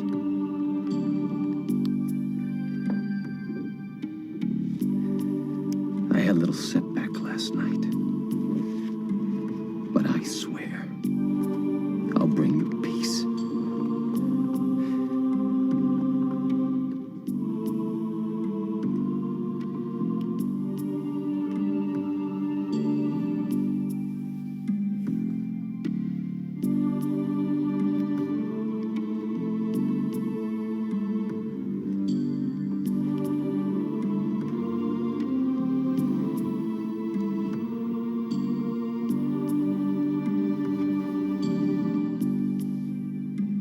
Excuse me. Where can I find Charles Derby? Thanks. After you get number 3 rig loaded, shift the microwaves to aisle 4. Charles Derby? Yeah, who wants to know? Zach Stone. I got nothing to say to the police. Mr. Derby, this is important. My daughter's life was important. Where the hell were you then? Other lives are at stake now. And your daughter was murdered in the street, in full view of witnesses, right? Witnesses who did nothing.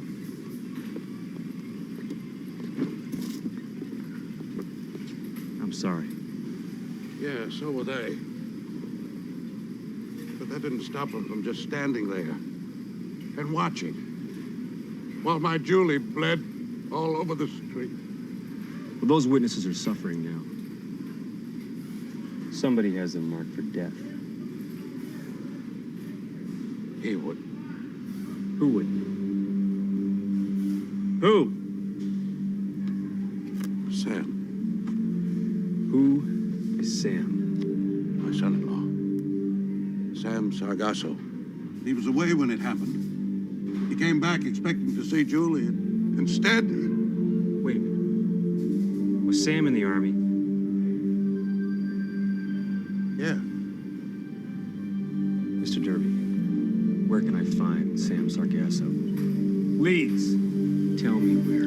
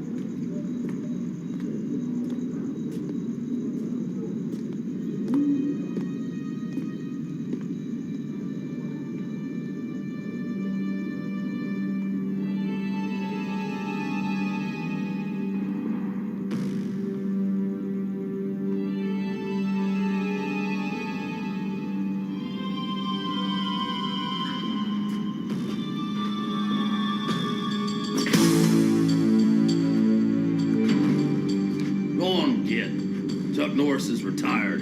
Rickety ponies today, cowboy. Hey, Jarhead, you picked the wrong guy to mess with.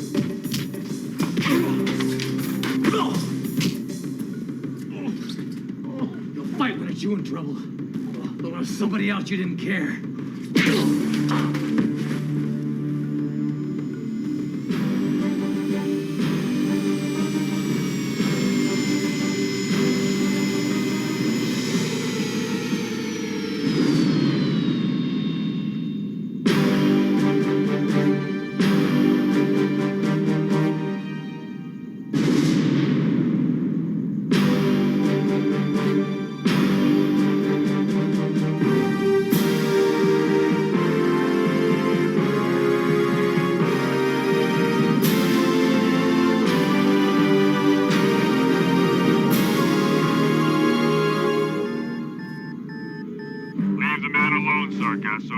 He's done nothing to you.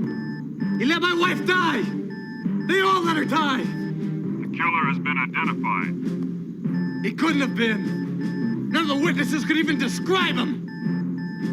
There's new evidence. The police will have the man in custody by the end of the night. You can't beat me!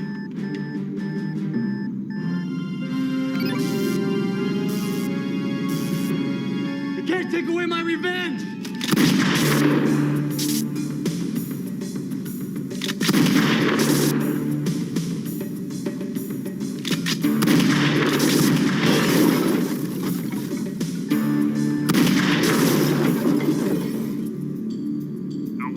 Were wrong, but only their consciences can punish them. They have to live with themselves.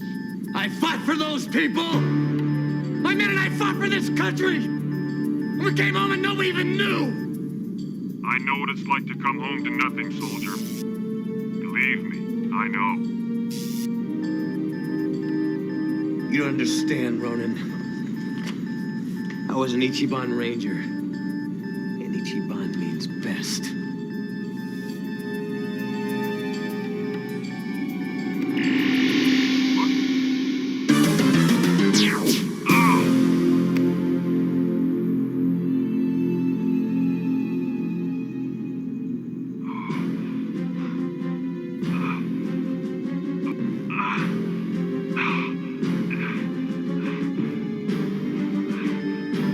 Sargasso, don't do it. Sargasso!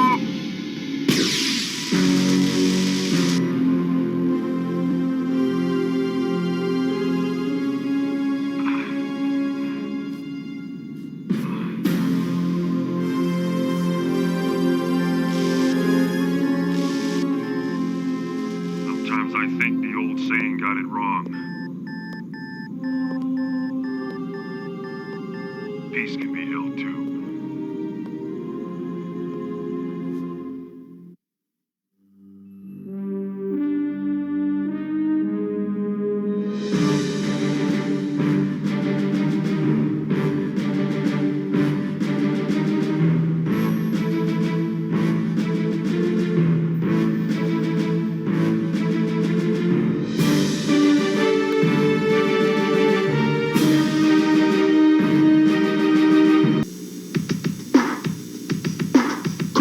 Corkscrew, big boom dropper, Excalibur, the big eye popper, Thunder Canyon's wet surprise. You won't believe your eyes. IMAX maxing, bumpers bumping, dancers dancing, skiers jumping, Scrambler, Wild Rails Enterprise. You won't believe your eyes. Valley Fair, hey Energize, pump it up, believe your eyes. Come to Valley Fair. Now we can eat Jell-O gelatin with our bare hands.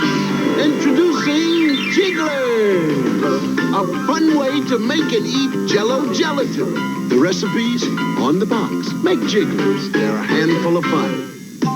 Lunchables lunch combinations. Fresh meats and cheeses with crisp crackers.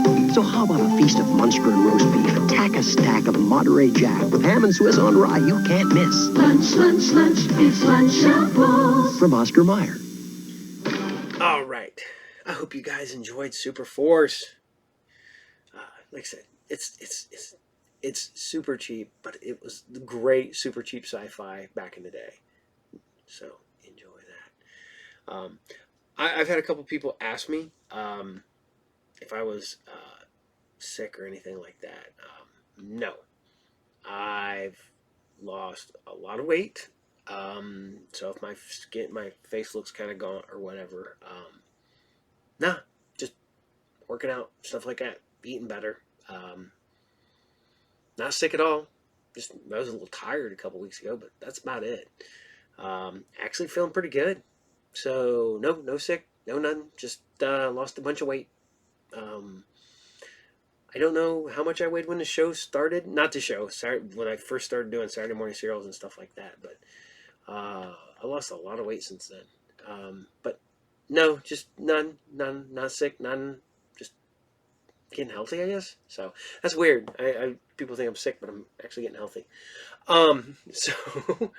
So I rewatched this the other day, so it reminded me. So we're gonna do this one. This is the Prince of Darkness. This is an old Death Waltz recording. This is now Mondo, which is now owned by Disney. Which is now owned by Mondo's owned by Funko. This is the weirdest color for this movie. This is the bright blue for Prince of Darkness. And I don't get that at all because there's no real blue in that movie. There's no real saturation or anything like that.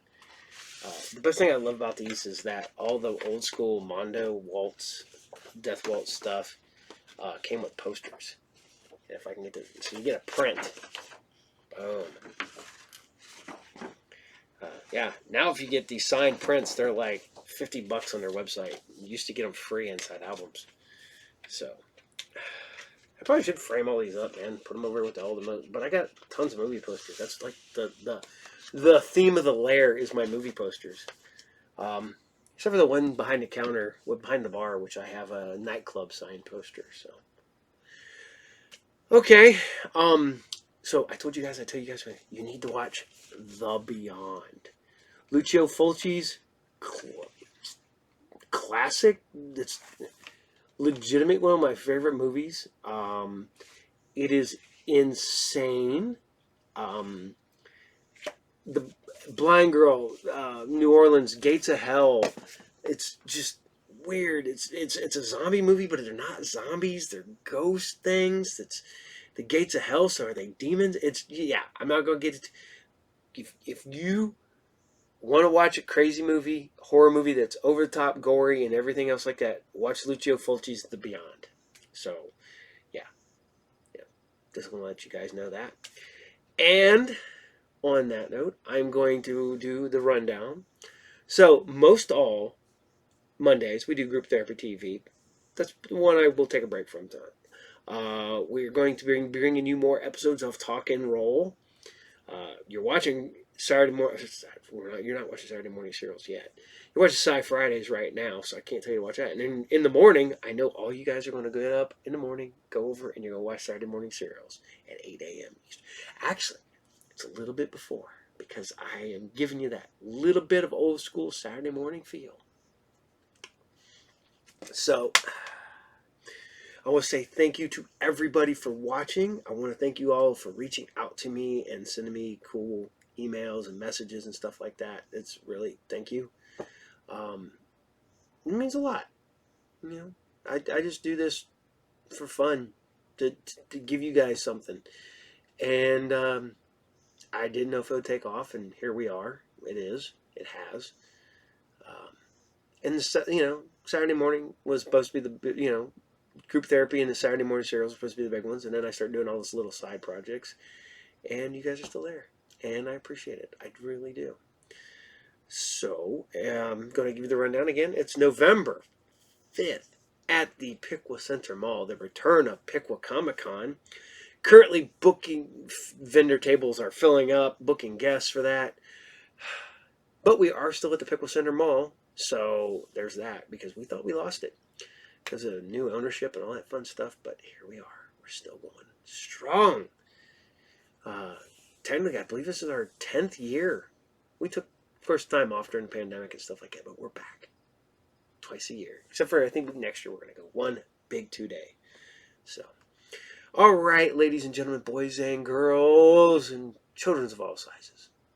I'm going to say goodnight, farewell, auf Wiedersehen, goodbye to all y'all out there, and I want you all to take care, and I will see you all there. Captain out. Bye.